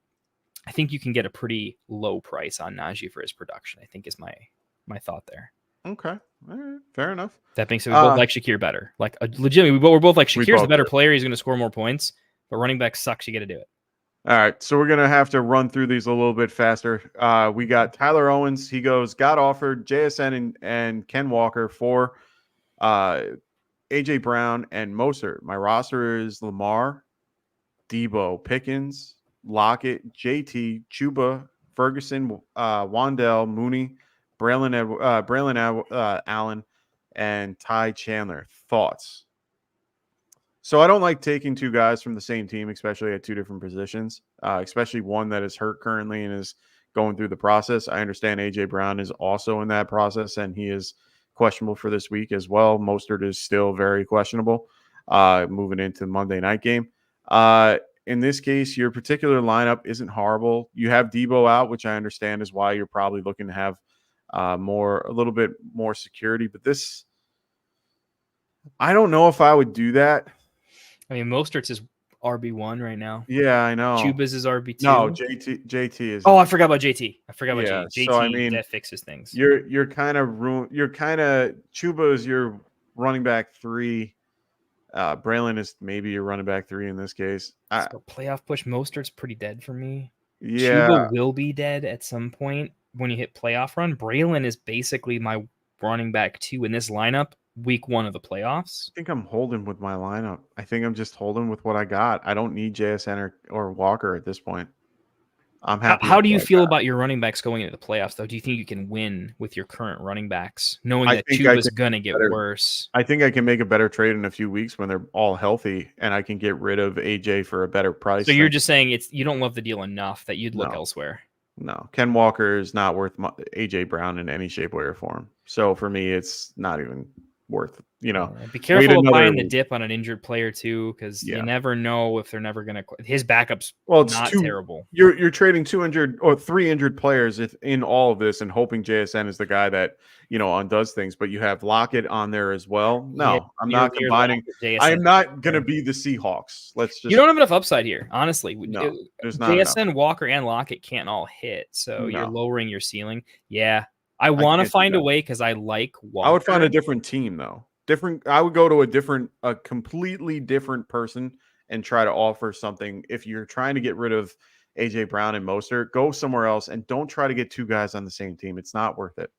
I mean, JSN's a good buy low. I like the idea for Ken Walker. Yeah, I'd look elsewhere. Yeah. Hit us up again if this is just the only thing you have on the table, but I think you can do better. Yeah, definitely can do better. World of Guz, what's going on, man? He goes, start one. Ayuk, Jacobs, or Monty. Now, I need a little bit more clarification here. If it's half PPR, I'd be smashing on Monty just because Same. I like the matchup a little better. If it was full PPR, I'm probably going to lean Ayuk here. So those are the two that I'm going to give you. I think Jacobs is kind of the odd man out in this scenario. So yeah, I would definitely go that particular route. Agreed. George Play goes, someone offered me CMC and Olave for Mason and JSN. Thoughts? My starting running backs are Barkley and Gibbs. What's your record right now? Yeah, can you get to the playoffs for free? Because if so, I'm like yeah. I'm not. I would rather just keep who I got, to be honest. Only because I think like Olave versus JSN come week 14, I think is like not close. I think Olave figures it out. I get why they're doing it, and it makes sense in the long term. CMC, I don't think plays. Honestly, I don't think CMC plays this year. Or that's my hot take. I honestly don't think he plays. I think he's going to be another 4 weeks, if not longer. I think it's going to get to that 5 week mark. They're going to be like, nope. I don't expect him back legitimately until I don't see him back until 12 maybe. Yeah, that's my earliest.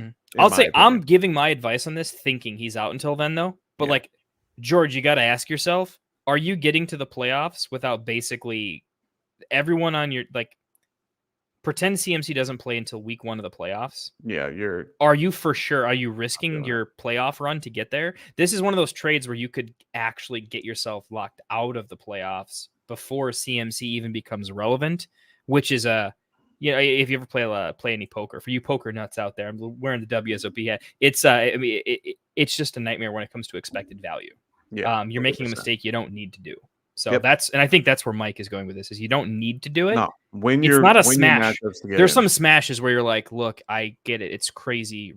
The reward's too much there. You're not getting enough reward here to take it on though. And Mason can get you through with at flex. You have JSN that can be good depth on wide receiver. You're fine for now. Don't try to do too much. We got Matt Friend. What's going on, Matt? How you doing, brother? Good to see you. Like I said, for new people, make sure you guys are liking and subscribing as well. We're also going to be moving back to back with our next show at part 2. So don't worry. Once we're done, it's going to transfer you guys right over to their show. So we're going to try to get it done as soon as possible. Matt goes, he's 1-2. It's a 10-team league, full PPR and redraft. Okay, cool. So he's saying start your boy A-Rich, Gino, or Sam Darnold. That's a tough one. That's a tough one for me. I mean, I have currently Anthony Richardson at 12, Darnold at 13, and Gino at 17. I'd probably lean a little bit more. The fantasy analyst in me tells me that I should be telling you Anthony Richardson.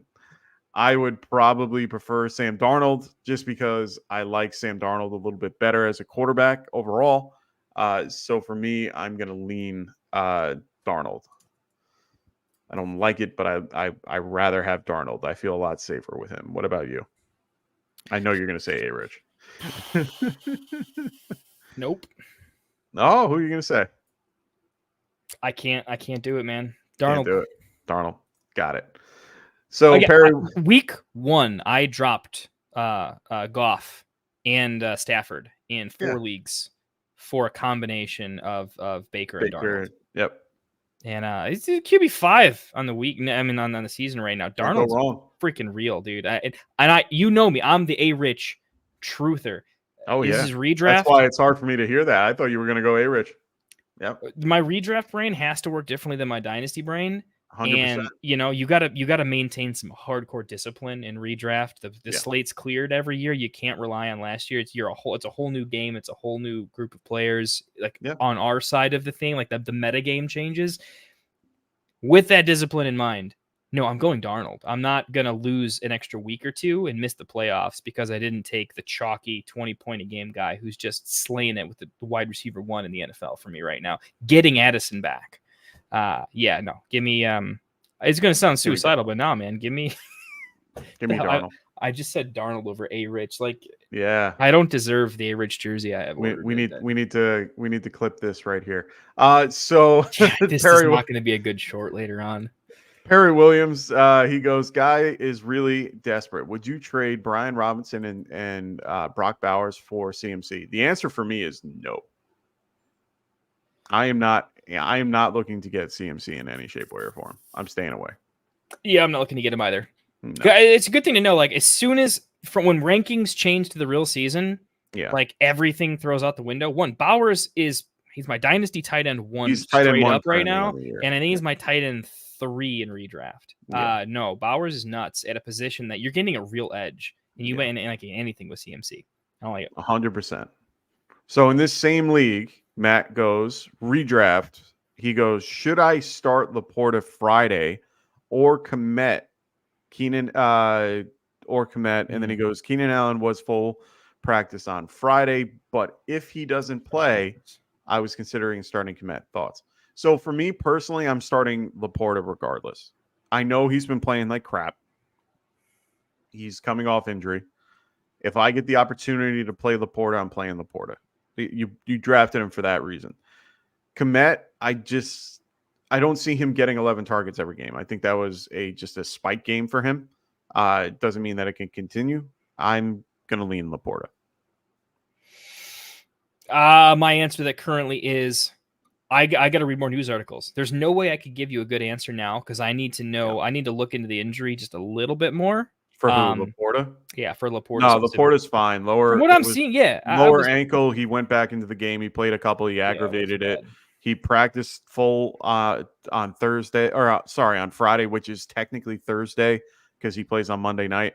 So for me, he's a good to go. I'm not worried about Laporta. I was scared. I picked up guys. Yeah, I picked up guys just in case. I had Noah Fant on my bench for a lot of teams. I had who else? Chig, Okonkwo. Like I had a lot of guys that I was, throwing into my lineup just in case because it was scary. He's good, and especially since he's a Monday night game. So I understand that. But honestly, you forget fine. Last week with Kmet. Look, Laporta has definitely had like an unlucky streak when you look at how the touchdowns have come. We drafted a lot of Goff because the matchups were good because he plays indoors. The passing touchdown volume should go up compared to the rushing volume. Right now, they've been starting out run heavy, which they'd like to, but it's worked out okay. But even the passing game specifically, I think people are like, oh, he's just not in the passing game. Like I say, last year, there was a lot of broken plays and stuff like that too. He just got open a lot in the 10 touchdowns. Certainly didn't hurt anything. Yeah. He's had plenty of schemed up looks in the red zone. They wanted to give him a touchdown in the red zone. I think it was 2 weeks ago. Fingertips didn't happen. It wasn't the greatest throw. They're going to get him involved, but I think if you want like the metric I'm looking for is the red zone opportunities, in my opinion, how I project them week to week for Laporta is just significantly higher than Kmet, having to compete with all the options on that team, plus the lack of red zone looks in its entirety. If you just say how many red zone trips Detroit's going to have compared to Chicago, that in and of itself already should make you lean the Detroit tight end, regardless of who he is, just based on like they're going to see the red zone. It's a better 4 times more than Chicago, right? So by that metric, and he's a better player, you start stacking them up, and I think it should bring you back down to like, wait, this is just a little bit of an overreaction. It's a good thought, but I don't think it's a play I would make. Yeah. No, I'm not doing it.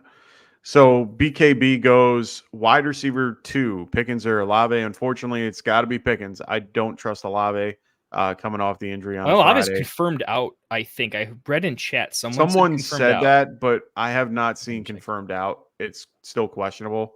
Are we at the point with chat? Can we trust him? Chat, if we ask you to go look something up. It's nothing personal, but I follow a very big, I follow a lot of good sources, and I make sure, I follow Nick Underhill, who is the. Oh, Nick's great. Oh, who clicked that? That was not me. Someone clicked that. Oh, of course we have Rasta in the chat, and he's in the wrong room. Get out of here, Rasta. Anyway. So Nick Underhill. Yeah, follow Nick Underhill. He's your best. For those that option. don't know, who is he, by the way? Because this is some good advice from like the channel, from people who obsess over this. Like you guys, Nick Underhill is the best. He is the beat writer for the Saints. Follow him if you're looking for anything Saints related. Honestly, he is the guy. So I haven't heard anything from him saying that he's out, but it is strongly suggested that he probably won't play. So I'm not going to say he's out until he is out. And I'm going to go with Pickens regardless. Yeah, and you win some money. We're throwing a couple coins on Pickens anyway, so there you go. Yeah, for sure. TJ Flip, what's going on, brother? Oh my God, what are you doing here? Hey, look who it is, the fearless leader. Guys? How's it going? I have 3 minutes and I got like 100 questions. Get the hell out of here. I'm just hanging out. Go ahead. All right.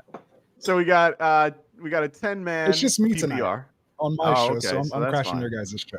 All right. Dude, We'll try not to keep you too long. So we got. How's my sound? You're a little low, but you're okay. You sound like you're far away. How about that?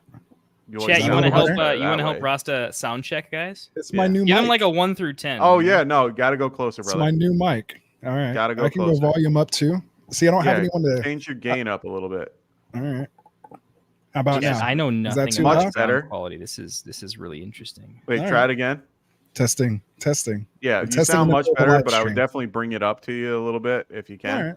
Well, I'm I working mean, that you out. pretty much you used to sit like this to the mic, so I think That's what I mean. So I don't want to be so too much loud. better. No, Yeah? you were fine the All way you. Yeah, you're better right there. Good investment. Good investment. Always a Rasta good and investment. Classic will take questions on audio setups as well there if you you're go. looking to get into the game. Yeah, I can definitely For help you sure. there. So TJ Flip in the house going 10-man PPR, full PPR, 1 QB, 2 running back, 2 wide receiver, 2 flex. Someone wants to trade me Bijan and DJ Moore for CeeDee Lamb and Higgins. Current team is Kyler, Gibbs, Najee, CeeDee, Olave, McBride, Deontay, Higgins, Cup, Hopkins, Braylon, and Bucky. Ay. I know what I'm doing. What are you doing? Go for it. I'm doing it. Okay. I'm pulling the trigger. I'm doing a buy low on Bijan and DJ Moore at the same time play, and I get to live the rest of 2024 without having Higgins on one extra lineup, which is I'll probably live 3 years longer if I do that. Minimum. My insurance company should be subsidizing that trade. All right. For What sure. about you, Rasta? I was just hanging out, but it's a no for me. I'm keeping I thought- Bijan. Okay. fair No, enough. so it'd be a yes for you. Bijan they're getting Bijan. Oh, They're getting Bijan. Oh, yeah. So I want the Bijan side. That's what you said, right? Yeah. I want Yeah. the Bijan. Bijan. I think Bijan's a 16 point a game, gonna go up to like 20, 22 point a game. All right. All We're right. gonna get up there. All right. I And have DJ no Moore. opinion DJ Moore's here. insane, by the way. This DJ Moore disrespect in this trade is unbelievable, by the way. Okay. Unbelievable. That's the part DJ where Moore's I a- almost disagree, because I feel like obviously we were drafting CD ahead of Bijan, and I still think we were drafting Higgins even a little bit ahead of Bijan, DJ Moore, unless they were on basically the same tier, if you will. Yeah, they're on the same So it's tier. a little bit of a loss, but I like the positional upgrade on the with the running back. So that's what still kind of tilts it in that Bijan favor for me. But I would personally like a better wide receiver if you're giving up CD than DJ Moore. But I'm still a DJ Moore fan. It'll come together. He had 10 Okay. targets last week, 8 catches. Yeah. That's what I mean. Can't We've go seen him do it with Justin Fields. CD so he can do didn't it with catch Jalen. 2 back-to-back 50-yard touchdowns. CD would be looking at a little bit differently. I'm just throwing it out there. CD, you're great at football, but 2 long touchdowns are the only reason you are not making panic lists, and you know it. All right. For sure. Ifs So and we buts, got- my friend. Ifs and buts. Hey, I'm just saying. So we got Matt Friend here. He goes 10-team PPR redraft. Lamb is my wide receiver 1. If AJ Brown plays and is wide receiver 2, who should I flex? Ayuk or London? I'm flexing Ayuk. Ayuk or London? What's the matchup with Ayuk Ayuk this week? against the Patriots. Ayuk against the Patriots.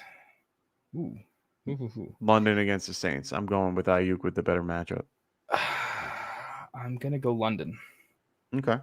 Ross, Only do you have an 'cause opinion? I'm just angry at Ayuk right now. No opinion. Got it. So let's move on to Joe. Issues here, guys. It's just hanging out. okay. You I'll guys say answer the if questions. Kittle's out, I would go Ayuk. Kittle's not out. Kittle is full, and he will be playing. Yeah, I think I'm actually starting Kittle this week too. I don't know. Something has. I have think to start Kittle. I just traded for Kittle, and I like him a lot. It was awesome. I traded Isaiah Likely for Kittle. Yeah. Oh wow. Feeling pretty good. This one's close. Honestly, you flip a coin if you really want to. For me, these are like. There's no way these guys right aren't next to each within. other. I think they're within 2 spots. How I'd have them ranked, and I do agree with you. Ayuk, I think, has the slightly better matchup on paper. I have Ayuk at 12, London at 16, so I'm going Ayuk. I was looking at London for like the ceiling play, but there's I don't know. It's a coin flip for me. For sure. Joe Ortiz goes start 3. DJ Moore, Xavier Worthy, JMO, or Diggs. Pick 3. I think 2 are easy, at least for me. Yeah, for me, the 3 is DJ Moore, JMO, and Diggs. Yeah, that's right. I can't trust Xavier Worthy yet. So that's what I'm leaning with. We got Rafi in the house going full PPR. Drop Romeo Dobbs for Trey Turner or Naylor. I got Smith, AJ Brown, and Cup out. Oh, wonderful for you. Trey Turner isn't horrible. Isn't it Trey Tucker? No, he's Trey talking Turner. about the Raiders. Is he talking about the Raiders wide receiver? I thought it was Tucker for some reason. I don't know. No, it's Turner. He's right. Anyway. I'll stay on it. Go ahead. I think I'm gonna. Yeah, I mean, if you're gonna, I would go for Turner over Naylor, just because of the pecking order. Addison's gonna play. So for me, I'm probably good with Turner if you're gonna have to do it. I think I'm keeping Dobbs. I'm not starting either Turner or Dobbs. So I'm looking at who's the better handcuff. And for me, if Christian Watson, who wasn't he injury prone? Wasn't he like made of glass, about a month ago? Oh, yeah. If Christian Watson all of a sudden had more issues, or Reed, who was already questionable and has a player type they tend to get banged up a little more. Mm-hmm. I think Dobbs has a better like handcuff value if it were to an injury. Trey Turner, I think, has more standalone value for sure, and obviously is getting the snaps because Devontae is out. But if I'm looking for a long-term play, I think Turner hits the waiver wire in 2 more weeks for me for whoever the new hotness is, where Dobbs has the better chance at being like if Christian Kirk's permanently out, I mean, I guess they pop Wicks in, but I like Dobbs a little more. Yeah, agreed. According to Sleeper, it is Trey Tucker. Just so you guys know. Okay. If you're talking about the Raiders receiver, if that's who we're talking about. No, I didn't even read that. It's definitely Trey Tucker. I own him. Yeah, then it's Trey Tucker. That's what I'm saying. That's why I'm like, I don't know. I thought it was. I think it was just an autocorrect, Yeah, like, it might have been an autocorrect. Yeah, like classic. Like 3rd string offensive lineman. Like, yeah. Well, I've seen Tucker too. I've been learning a lot from him on O&D lines, man. He is good. Oh, yeah. I know D lines. IDP, I think if you have IDP questions, Classic is your guy. I'm the IDP guy of Get Right comparative to, and I know that Roster's in more IDP, but I am a little bit more versed in who to look for. Oh yeah, I go to Classic for my IDP. He goes to me, and then I go to well, I go to plug. I also go to our boy Martin over at Dynasty. I was gonna say I go to Martin all the time for that. So yeah, he's the guy for IDP for real life. So Joe Ortiz goes, would you start Schultz over Conklin and Gesicki? I am if Collins is out, but it doesn't look like he will be. So for me, I think I might lean Conklin here. No, I'm gonna go Gesicki here. I'm Gesicki. We did a Conklin Gesicki earlier, and I think we were both on the Gesicki side initially. I mean, Schultz, I need to see another week. I just think they're not going to game plan Schultz a bunch of stuff. No, because they have too many weapons for too many weeks too often. The only thing Schultz is not a big part of their game plan in 2024, in my opinion, versus Gesicki. Their plan is, can we just make sure we've got a healthy quarterback that throws the ball 40 times a game? And I think Gesicki has more chances of getting 7 and 8 targets than Schultz does. No problem, Matt. That's what we're here for, to help you guys with any of your questions. Make sure you guys are throwing them in the chat. We're getting to them as we speak, so don't worry. We're trying to get through these. You guys have a lot of great questions, and I want to make sure we get to all of them. Isaiah Cedello, he goes, should I start Pickens or Diggs? For me, it's Diggs. Yep. I don't even have to. Not super close, to be honest. Diggs has a nice spot this week. I'm betting on him. I'm betting on his higher thans in some places. So yeah, I'm with you on that. So the Schmitty, what's going on, man? How you doing? He goes, start 2 wide receivers. Now, this one's Juwan Jennings, JSN, Drake London, or Evans. And hey, it's hard not to say JSN for this particular pick. George Kittle coming back will take off a little bit off of him a little bit. For me, it's Evans and London without thinking twice about it. But Jennings is a very interesting pick, to say the least. He's interesting. He's just not as interesting as London or Evans. Oh, 100%. For me, for sure. I like what he did, but London should be doing that every week. Yeah.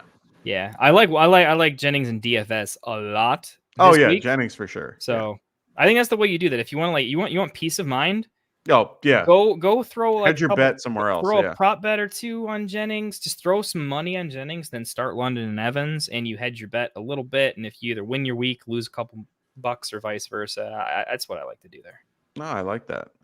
So Denzel Barton goes Cooper, London, Wilson, Jennings. Start 3. And do I start Zach Moss or J.K. Dobbins at the flex? Double question. Oof. So I liked what Cooper did last week. Not going to lie. I do like Cooper. Wilson, I'm a little bit lower on just because of his matchup versus Surtain. Yeah, they're giving you a lot of reason to believe in him. Yeah. I'm going to have to go London and Cooper, but then I'm going to have to play Wilson here. I mean, play your studs. I understand Jennings had a monster week, but I don't see him sustaining that over and over again. For the flex, I'm going with Zach Moss here. He has a better matchup. I think that's probably your best bet. London and Wilson, again, like Jennings, it just doesn't seem like the better play, in my opinion. It'll work out a couple times and feel great, but out of 10, it's not going to work out, more often. 100%. I like Moss because I put some money on Moss. I think Moss is going to have his highest rushing carries total of the year. He's probably going to get best matchup. 15, 16 carries plus matchup. He's been catching some passes. I think the floor is a little bit low for both, but I like Moss to fall into the end zone this week as well. It's just a great matchup. Okay. So Denzel Barton also says Geno or Sam Darnold. I'm going with Sam Darnold. We had the Sammy same boy question before. I'm going with Sam Darnold. Was Roster, were you in there when apparently there's some YouTube shorts you need to make? I'm gonna regret significantly. We're gonna. I have the number roughly about A-Rich. Yeah, I got you. Don't tell A-Rich. All right, I haven't met him yet, but I would like to. And I think it was around the 1. Have that hanging over me. I think it was like the 141 mark, something like that. We'll remember that. Anyway, are we gonna timestamp all of my A-Rich slander every episode? We're gonna start doing that now. Oh my god. So we have Thomas in the house. What's going on, Thomas? Great to see you. Like I said, for those that are new to the show, make sure you guys are liking and subscribing to the show. Thomas goes, hey guys, full PPR. Would I be crazy for considering flexing Braylon Allen over Darnell Mooney? I feel the Jets could secure the lead by the fourth quarter and run Braylon. Yes, the answer is yes. I'm okay with playing Braylon Allen over Darnell Mooney. Thomas, you're a real one, my friend. I like you. I like you a lot already. I don't think it's crazy. I think it's actually a smart move. I think I'm there, to be honest. I'm straight up there. I'm really high on Braylon Allen. I already was before I saw him play a snap this season. It feels so good to root for the guys that you think. And my whole off season was, guys, Braylon Allen's going to see a lot of fourth quarters. And I think he's secretly pretty good at catching passes. And he's going to develop faster than anybody else in the league because he's 16 years old. I mean, it's stupid. He came into the league younger than Joe Mixon did or something along that. Just insanely young. He's 20 years old right now. He's going to get better, faster, stronger daily. I like that a lot. If that game's one side, sure, Mooney can make you feel stupid. 40-yard touchdown pass, and you're like, oh, that was fun. But if Mooney doesn't catch a touchdown, I think Braylon absolutely. I would be willing to bet some money. If unless Mooney catches a touchdown, Braylon definitely outscores him. 100%. So we got Caden in the house. What's going on, man? He goes Jerome Ford or Shaheed for my last flex spot. Don't be a coward. This one's a little tougher. I think I'm going Shaheed. Don't be a coward. Do it. Go big. Whoa. Yeah. I think I'm going Shaheed here. Yeah. If it's full, especially if it's full PPR, I'm gonna go Shaheed. Oh, you mean the guy who caught 5 passes week 1? That guy? Yeah. The guy that's on the Cleveland Browns? Yeah. You are taking a Cleveland Brown. Vegas is giving up another the NFL third player. most points to the running back position, 29.1 points per game. Jerome Ford is one of my hot starts this week. Really? Okay. All right. Well, Rusty, now that you're fully, I gotta let you know. I gotta jump into this because my worry is the Deonta Foreman thing scared the piss out of me. I can't unsee the disrespect and the like. What are we doing? You're so desperate to make your quarterback work that you think, hey, let's give the backup we haven't played yet like half the carries and see if that fixes things. Like for me, that was guys, was that the plan? What happened in practice? I don't understand why it happened all of a sudden. But the thing is, it corrected itself last week because Foreman only had 2 carries for 5 yards and only played 16% of the snaps. Correct. So Jerome Ford was at 79. They realized that wasn't going to win them games. Yeah, and they but went that was back to also the guy. against the Giants, and they thought they were they were also in a negative game script at that point, trying to catch up. Even more so, you want the guy that's playing in that position. Playing the Raiders though, and he's still going to get the rushes too.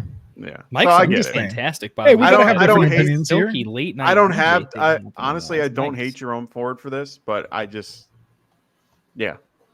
see it. I think it's going to be a closer game for the Saints, and they're going to have to pass a bunch. I hope you're right. I have a lot of shares of Ford. Like he was honestly, he was a flag plant for me in drafts this year. In that dead zone of like you can take your favorite guy within like 2 rounds. I took a lot of Ford. Betting I took Ford everywhere. I have Ford in a lot of spots, but my whole thing, if I'm in a situation where I am down by a lot, if I had somebody like, if I faced Neighbors yesterday or something like that, and I need an upside play, I don't believe in any of that. Doesn't matter what day the points were scored. Yeah, just say that happened on Monday and they just come back and beat you at the end. Like that shouldn't affect who you're starting on Sunday. Is all I'm saying. But fair enough. Well, if it's big, if they started like if Cole, I need an upside play. I need something he's a bigger boom bust play. I think that would Jerome Ford.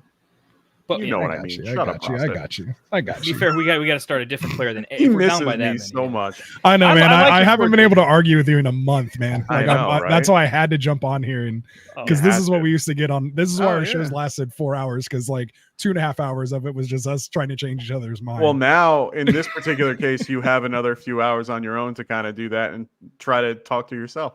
For sure. And I have that game, so I'll be covering that game. I know you got that. That's why I was on the ready with that defense. That nice stack. So, I like it. So is this a Pratt Firemuth week? No. To me, it is a no. It's not a Pratt Firemuth month. No, it's not even a Pratt Firemuth quarter at this point. Yeah, season. Sorry. So we got Rafi moving on. He goes, I got Devontae Smith, AJ Brown, and Cup out. Roll with Dobbs or drop either Benson. P. Ryan for either Trey Tucker. We got Tucker this time. Hey. And Jalen Naylor. We already kind of told you Dobbins, but I think I would drop Trey P. Ryan. Yeah, I think I would drop P. Ryan out of that group. I would drop P. Ryan for Trey Tucker. For Tucker, yeah. Only because he's a spot start for me. I like Naylor. Like I like him a lot. I liked him as like a dynasty dart throw early, but he's not going to be as relevant with Addison back. I don't see the upside. Yeah. Addison season. Yeah, for sure. I got an extra share of Addison too today. Nice. You might like that. Welcome to my portfolio. I just need him to do good. I'm so invested. So we have Master Vader. I love it. Love the title. Nice name. He goes BJ. He goes Brian Thomas Jr. Yeah. Whoa. Freudian slip. Yeah. You know where Mike's mind was going there. Hey. Oh man. Can we get a super chat for that one? Good job. Yeah, I know. Jeez. Anyway, Master Vader is looking to see if we should do Brian Thomas Jr. Romeo Dobbs or Jalen Waddle. In this case, I'm probably going to lean more. I mean, the biggest question to me, one, Dobbs is out of that particular conversation. It's really between who do you like better, Trevor Lawrence or Skylar Thompson or Tim Boyle? Well, maybe even Snoop Huntley. I am going to roll with Brian Thomas Jr. BTJ there? Oh, man, that's close. Waddle has quarterback issues. BTJ is really good. BTJ might be a better NFL player than Jalen Waddle. 100%. Not that Jalen Waddle's bad, but BTJ might be really good. Yeah, he just needs a better quarterback. Oh, man, that feels gross. Well, if Tyreek Hill isn't producing with this quarterback, I don't see how Waddle as the second read from that's going to do better. And I do like BTJ, so I'm going to roll BTJ that was on this one.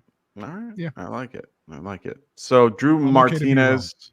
By the way, Vader, if you could ask a lot more questions. Yeah, right. For Mike to answer, throw that me would off. be great. We'd appreciate that. So Drew Martinez goes, what should I start? Who should I start? Josh Jacobs or Jacoby Myers? I like this question a lot. If it's full PPR, I'm going Jacoby Myers without thinking twice. If it is a half PPR, I might lean a little bit more Josh Jacobs, but I ultimately like Jacoby Myers in this matchup.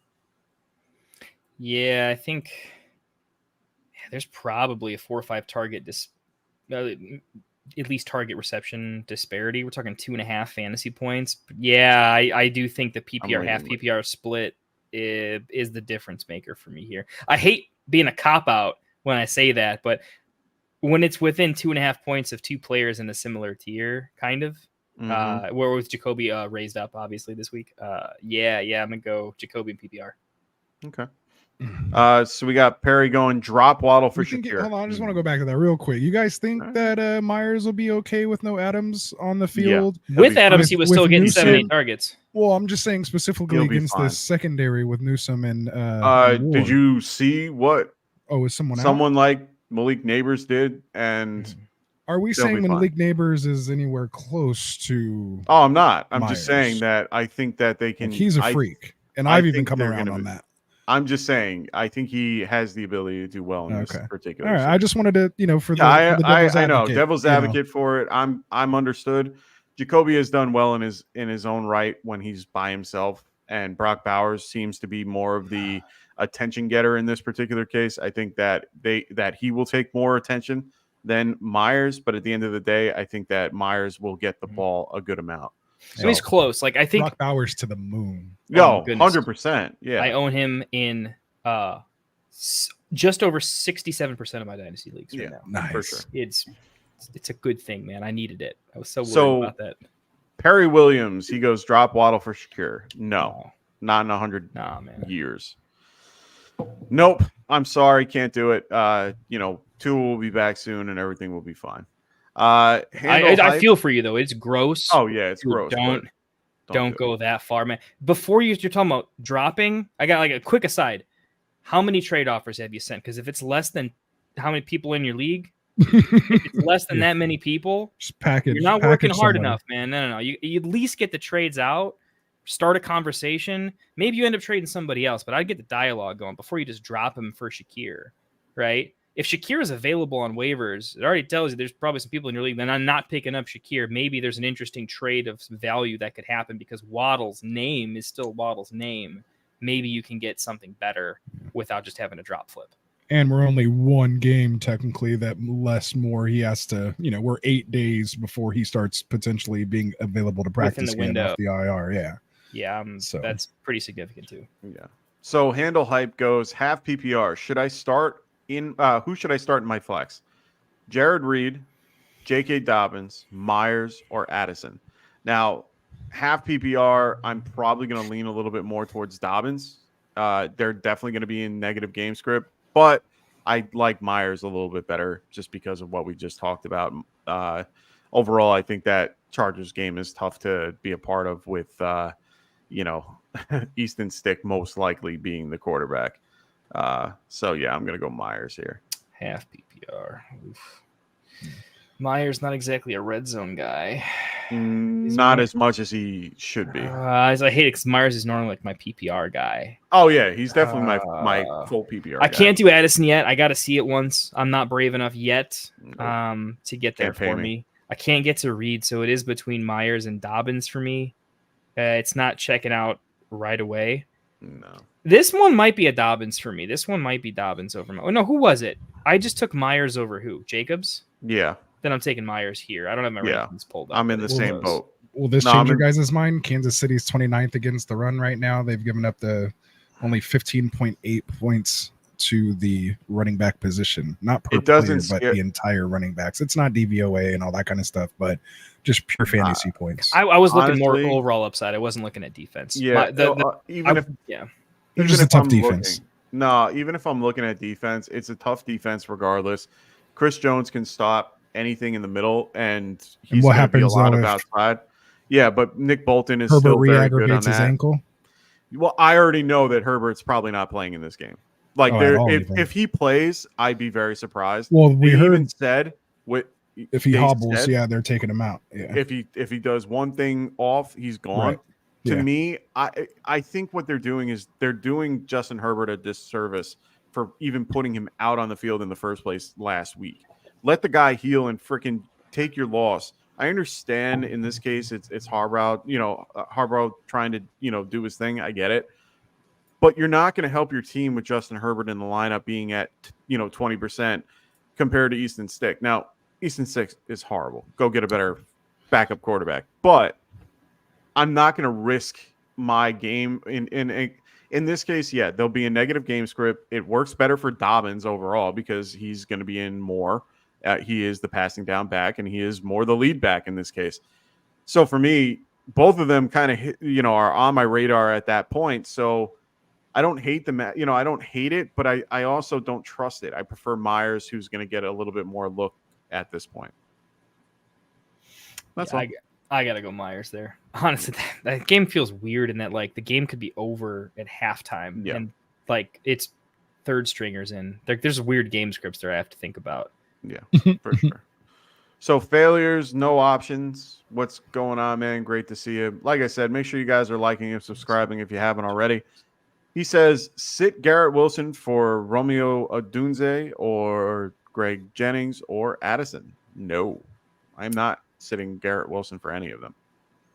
Yeah, I mean, I would. It's take a tough matchup. I'd take a second look at Rome, but decide against it at the end of the day. Like, I'm not trusting Caleb over Aaron Rodgers at this point. Not for doing sure. Yeah, it feels gross, but like, once Wilson has the feel good game next week, you're gonna be feeling fine. I still think. Plus, Wilson, that team has the highest not implied team point total. It might be implied team point total, honestly. If I look at it, I mean, they're 7.5 point favorites in a low over under. Yeah. It just feels like they're going to be able to get to the red zone at will, possibly. I like Wilson. And even if Denver gives them trouble, they still are going to involve Garrett Wilson. So I'm not too worried about it. Yeah, no, roll with Wilson. No. So right, Alex, I'm going to cut out, guys, and get ready for my show. So I see you guys got like 5 more questions. So I'll see you guys later. And you're always more than welcome to join me in the beginning if you guys want. So understood, but it's getting late over here. Well, I know. That's why I said I just have to extend the offer. But good show, guys, man. I'll see you guys later. All right, Ross. Let me make sure I leave and not in the stream, though. Pull Dustin. There you go. That would be don't pull a Dustin. That's the reaction I was looking for. All right, guys. Sounds good, though. I'm good. Like right here is good. You sound money, dude. All right, cool. It was worth the investment. All right, guys. I'll see you in a little bit. Peace, brother. So Alex Dooch Charm here goes, pulled the trigger on a CMC trade today. Okay. Traded away CMC, George Pickens, Joe Burrow, and ETN for Jaden Daniels, Keenan Allen, Jonathan Brooks, and Garrett Wilson. Full PPR. I haven't been impressed with ETN. Interesting.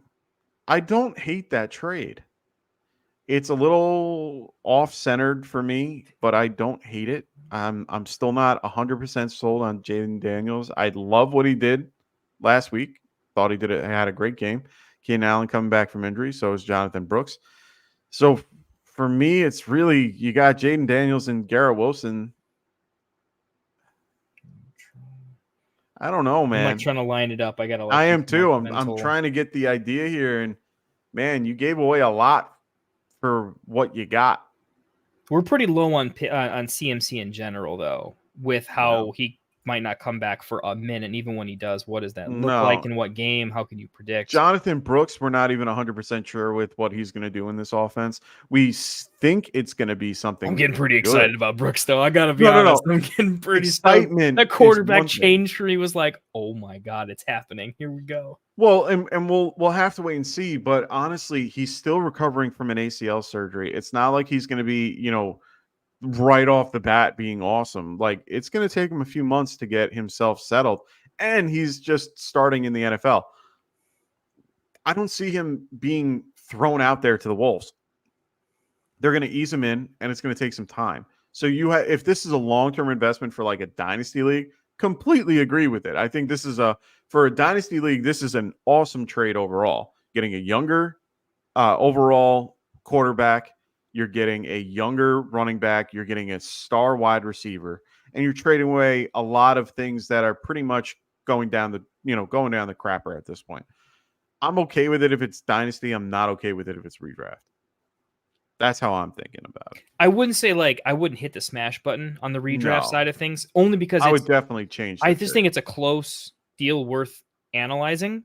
Yeah, 100%. Where I'm ultimately at is if you have a very particular take or two, right, and you've been doing this a minute, it's the type of trade that, like, if my personal rankings that I didn't, I really went with, like, if I'm really into a player, I didn't just still drop him closer to like ECR. I was really just in on my guy, right? I was pretty in on Brooks, Wilson, and Jaden Daniels. Now the season's come around, right? I'm very in on Jaden Daniels. I am higher than market on Brooks, and I think Wilson is a good buy low, right? Fair enough. Pickens, I was way higher on preseason. Now that Fields is there, that hurts me a little bit. Jaden to Burrow for me in redraft is pretty even. It's not actually that far away. And yeah, ETN Brooks, I think that's where this trade gets like, how does this work out? Is the ETN Brooks. If ETN gets back to his previous volume and the team gets better, and Brooks is an efficient, very good kind of like timeshare back, but like Brooks has to be better than ETN straight up for this trade to kind of make sense, I think, because I don't love Allen. I don't think Allen makes my lineup very often, especially with the way Caleb is. Like, that's the part of the trade. If I could have swapped Keenan Allen for a piece that I like, not that one that's more valuable, one that's just I like higher in my rankings, but like keep trade cut might have him pretty close type of situation, that would make this a more, not even a clear yes, but a yes. I still think I hit yes. Oh, he already did. So yeah, I mean, if it's me, I still think I do, just because I do think this makes my starting lineup better for the most part. And I think overall it does, but I think it's sexy. If I was undefeated, I wouldn't do this though. If I can get to the playoffs and still have CMC, like, that's a game-winning play. Yeah. But if I'm 500, I might miss the playoffs. Am I flipping CMC for like anything just to get to the playoffs? Probably. Understood. I hope it works for you, man. I like it. I'd like it stylistically, in that you weren't. A lot of people give us questions about like, hey, how to do in this trade? I got a million great pieces, and I gave back like clearly less good pieces. Yeah, really? Well, you killed I think them. everything was kind of even. That was just a good even trade. Where I'd even say, like, if you put that in a calculator, you probably got the worst end, but you're calling your shot in a very nice way. That's a pro play. In competitive leagues, you're not going to get amazing trades done.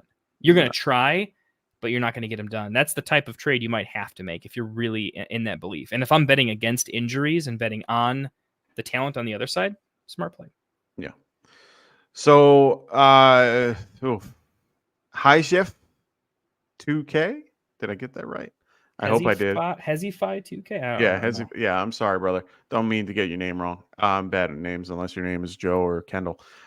In this case, what are the chances Mixon plays? I think he's at probably 50-50 right now. He did have a limited practice today after not practicing Wednesday and Thursday. Wednesday is usually a vet day as usual.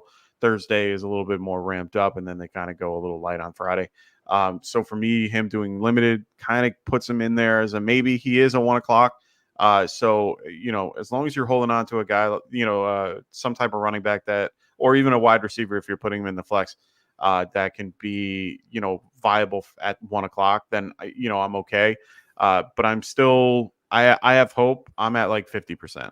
that he plays. Maybe 55 if you want to give him, a little. I think I'm on the higher side of 50, but not by a lot. Not by a lot. But I'm not playing them either way. In my opinion, they're already favored to win. I'm gonna play him if he's active. Here's the only reason I wouldn't, because I think I understand the argument for why you would is just, dude, when he's on, he's amazing. He's just too good to sit. My question is this: wouldn't it make sense for them to just make him active and then not play him? Then play him like 4 snaps. Yeah. Look, if they're up by 14, they will never play him in a snap when they're within, a certain range or outside of a certain range. Yeah, they'll probably play him on third down. They'll probably play him in certain scenarios. I mean, maybe. I'm like, what if they just say, hey, let's get through the first couple of drives. Yeah. One, let's give Mixon a touch or two to see how he looks and feels and how he tells us he looks and feels. But outside of that, it's basically all Akers. Unless the game script gets bad. I think it could be he's active and gets 4 touches the whole game. I mean, they'll probably go hot hand and go, if Cam Akers, they'll split him up for the first 2 series and see what happens. But Foalaku is not playing in this game. He's out. Foalakan is out. He is one of the top end linebackers in the league that can shut down a run game. He's out. And I think that's a huge blow to their particular defense. So for me, I have no problem loading up one of these two. And, with Cam Akers or Mixon, if I have one or the other. If I have both, I might maybe play Akers. But I still feel confident that if he's active for a reason. And they're going to play him. So I might lean him, but I would probably put him more as a flex than I would a RB2. So that's just me. Next is LA. What's going on, man? He goes Pickens or Najee. I'm gonna lean Najee.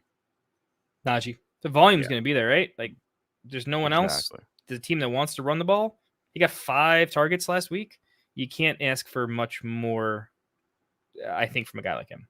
Yeah. Danny O'Neill goes Anthony Richardson or Geno Smith. I'm not going that far down. Don't ask me to pick Geno over A-Rich. I'm going A-Rich. I'm going to go A-Rich. Yeah, I'm going to go A-Rich here too. And against the Lions, it's a tougher matchup. So Bryson Howe, what's going on, man? He goes Bronson, my bad. Bronson Howe. He goes, my running backs are Josh Jacobs, Jordan Madison, Zeke, Bucky Irving, Akers. Should I trade Jordan Mason anticipating the return to McCaffrey? My running backs are going to be bad when I lose Mason and McCaffrey comes back. No, do not trade Jordan Mason at all. Like we've said before, hopefully you listened when we got to that, conversation. I do not think that he comes back for at least week 12 at the earliest. Don't hear what we're not saying though. Yeah. Did it mean you should still put some feelers out there? Where you clearly win the trade, and then the thing we're saying is when we get to the negotiation and it's close and you're like okay with the deal, probably still no is what we're saying. Like Mason might be good literally all year. I think Mason is their lead back until further notice, you have to kind of keep CMC out of your head for the now because I don't see it happening. His trip to Germany is like a good bad thing. Like it's good that he's going to get it figured out. They do have a treatment to help him, but who says that it's going to work? And 2, it's one of these injuries. Tendonitis of the Achilles is not a good sign. That's almost a sign that it could be to the point where if he were to go out again, he could pop his freaking Achilles. So I'm all out, and honestly, it's going to keep aggravating him here and there. So for me, I'm out on CMC in a lot of ways. He goes, maybe I could trade Mason for James Conner and a 1 of Swift or Rashad White, or maybe I can get both Swift and White. I mean, I might be inclined if it's Swift and White, but honestly, I really don't want to get rid of Mason unless it's absolutely necessary. Yeah, I don't know. If you have a guy like him right now, I don't know that I'm looking for like. You are not doing this. You are not going for Dobbins or Chuba Hubbard. I'm sorry. You can just do better. White, Chuba, you're in the same situation, but better, right? Because you have Mason versus Chuba. Like I understand they both might lose value, but White and Swift are the better 2 if you're going to go for 2 of them. In my opinion, if you're going for 2 running backs, Swift and White are the better 2, in my opinion. I just think there's more aggressive guys you can even try to go get. Like 100%. Just start higher. You go try to get ETN. Mason's putting up way more points per game than ETN is. I don't know the owner's. I'm not throwing out names that are like, ooh, this will be definitely a negotiation. I'm saying you might get a bunch of flat denies, but I'm gonna throw some names out there that if you don't try this first, you might be leaving money on the table. Right? I don't go to like try to trade rape anybody, you know.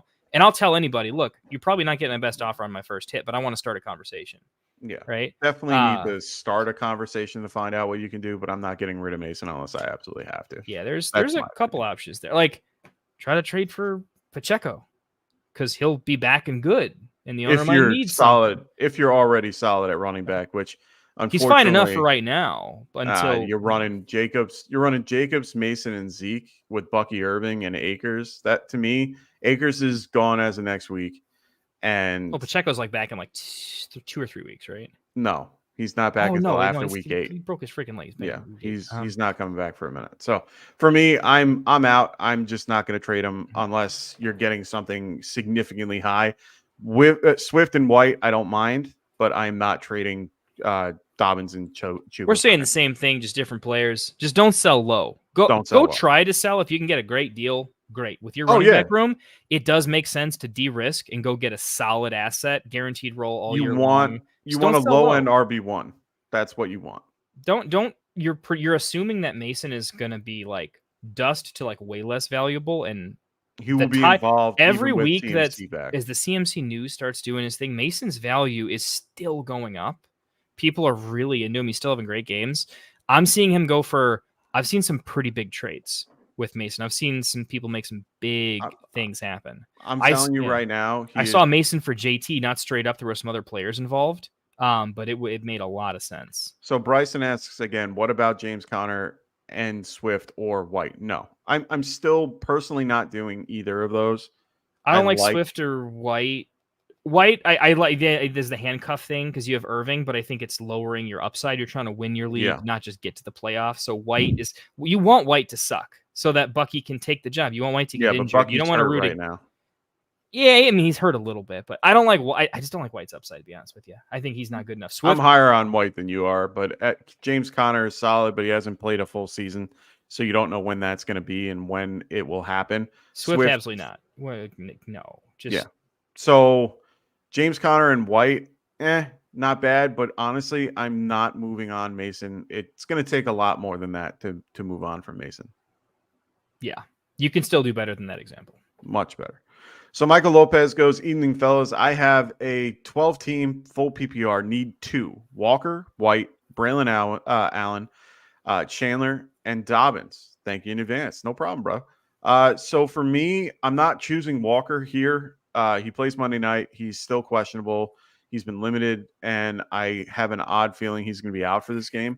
White I like, so I'm going to go White, and it's between Allen and Dobbins, and honestly, I love Allen. Yeah, he's going the same thing. I just have a better feeling about Allen, but I think I'm going to go with Dobbins, just because he's the one. Dobbins can rip off a 40-yarder for a touchdown. And so can Allen though. See, they're both very, they're both very similar in their play style, but and I love how Allen plays. Allen reminds me of a smaller Derrick Henry. I know, it's the same thing, dude. He's just by an inch, I love Allen a lot, but I think I'm going to go with Dobbins. That match Dobbins is so brutal. It's close. I think what we're saying is like Dobbins and Braylon is kind of a coin flip. Walker is too risky. Walker's a risk. I'm not taking I don't it. love I'm it. not taking it. Look, if all signs are if Walker's like all signs are a go, perfectly healthy, all the news is good, he comes out and says like, no, man, I'm feeling really good. Maybe. You look like no. But you got only because the options, like if he is good and goes and puts up 15, like I'm gonna feel horrible. But White locked in. I'm ready to be wrong. I'm calling my shot on Braylon. I actually like him. Go for it. No, I like it. I mean, going White and Braylon, and I would do this in an actual lineup right now because the matchup for Dobbins is. Yeah, I'm scared of it for me. Yeah, it's a little scary. I'm a little bit higher just because he doesn't really have much behind him to really slow him down.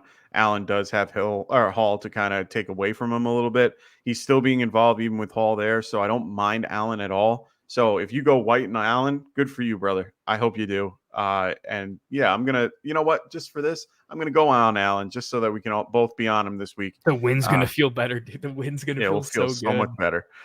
So Tranker, what's going on, man? I hope all is good. If you guys are new to the show, please make sure you guys like and subscribe. And don't worry, after this show, we have another one. Ross is just waiting for us on the other side. So keep one for you. Keep in mind, I do have Josh Jacobs as my running back too. Okay, so 12-man, full PPR, flex spot. Alex Pierce or Emmanuel Wilson. Keep on. Just click on free. Keep mine. I do have Josh Jacobs. Alec Pierce. I think I'm going to go with Alec Pierce regardless. It's hard to play two guys from the same team when they don't have that high of a, their team isn't really a heavy rush team. They're only heavy rush now because they don't have, Jordan Love. So we could go from there. Yeah, hey man, I took speech when I was a kid. I'm still learning how to speak. So Mark Folkman, what's going on, man? He goes Ramondre Stevenson or Jameson Williams at flex, half PPR. Ooh, the half PPR gives me a little bit more Ramondre Stevenson feel than it does a JMO feel.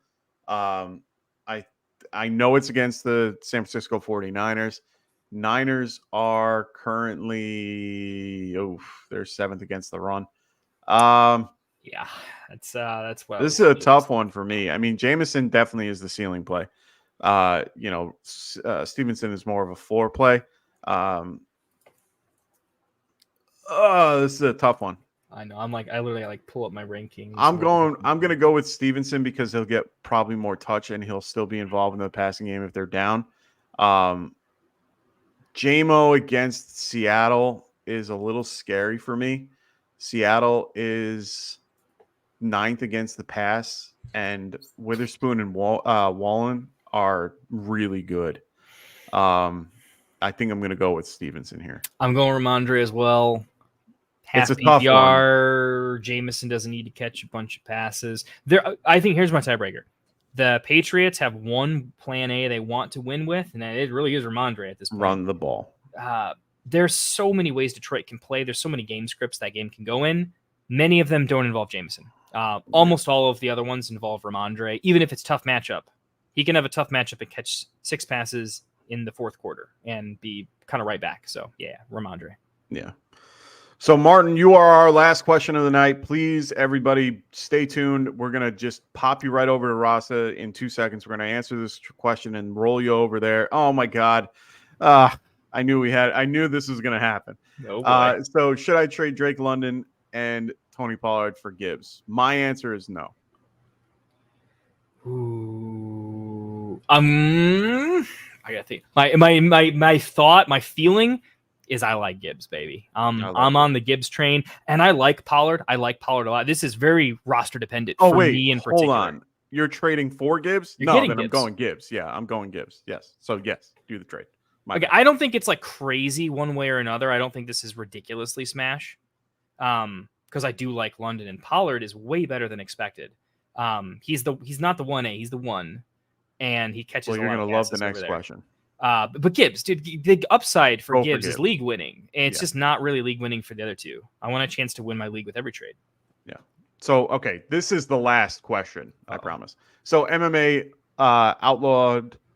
I love it. Fuck. So he goes, need help badly. Choose 2 wide receivers and 1 flex.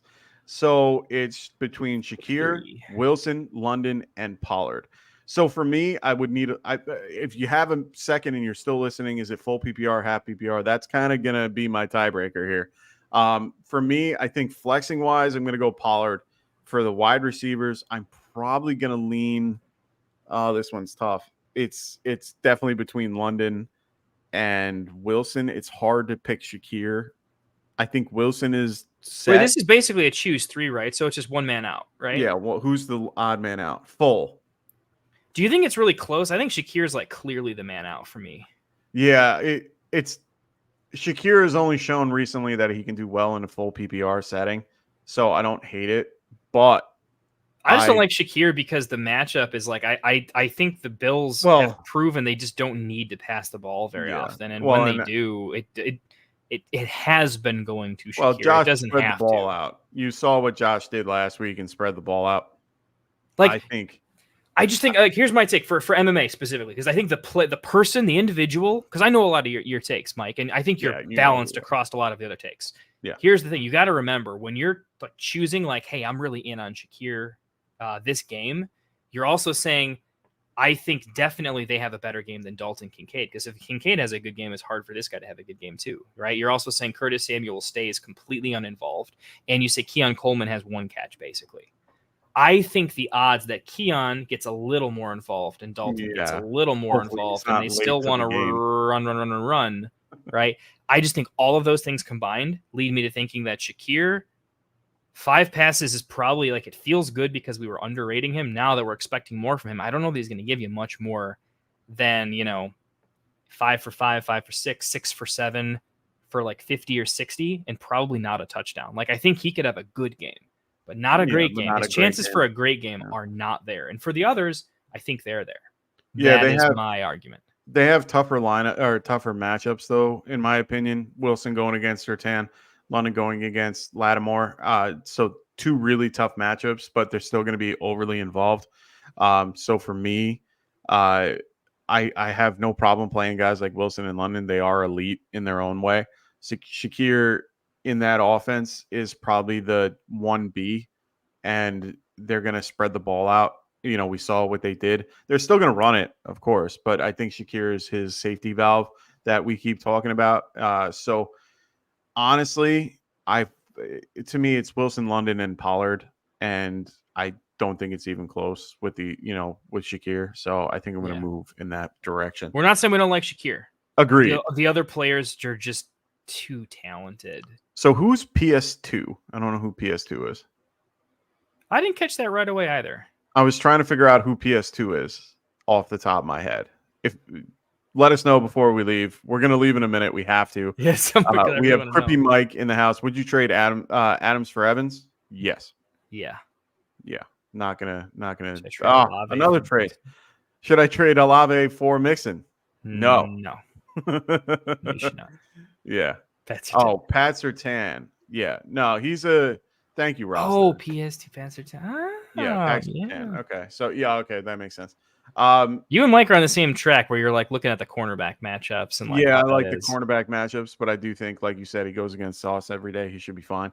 If it was Michael Pittman, I'd be scared. But Garrett Wilson, Wilson is so good. He's so good at football. Yeah, I'm not worried about it too much, but it is a factor that I like letting people be aware of. But yeah, I'm a believer in him as a good corner in this league. I think he's a shutdown guy.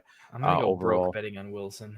Cautionary tale. So, Hunter, you're killing me. You're killing me, bro. No, you shouldn't bench Tyreek to start McLaurin. God, no, don't do that. Yeah, no. I understand why, but don't. Don't forget that there's still a rookie that doesn't know how to throw more than 5 yards down the field to McLaurin, who finally had an okay game, but let's take it down several notches on that one. Yeah. All right, boys and girls, we're going to wrap this up now because we need to get Rasta on his way. We are already almost a full hour for him. We're just wrapping up. Y'all should keep hanging out with Rasta and ask him the same questions you asked us. Pit us against each other. Have some. We want to know. We want to know. So make sure I'm going to do my closeout. Make sure you guys are following this guy right here next to me at the Fantasy Football Tavern, as well as Phil at the Extra Point, and also Tycoon at the Fantasy Boardroom. Make sure, if you're new to the channel, you guys follow our schedule. We are here every day. Right now, we're going to just be off on Saturday, but we are getting a show Saturday soon. So don't worry. We will have another channel, and we will be here 7 days a week. If you guys want to check in on Sunday, I will be here Sunday at 11 a.m. Eastern to go over start sit. So make sure you guys check me out on Sunday. All right. And actives and inactives and all that fun stuff. So make sure you guys check that out. All right. So everybody enjoy your week 4 matchups. Bryson, make sure you guys go watch Rasta. My quick reaction to you.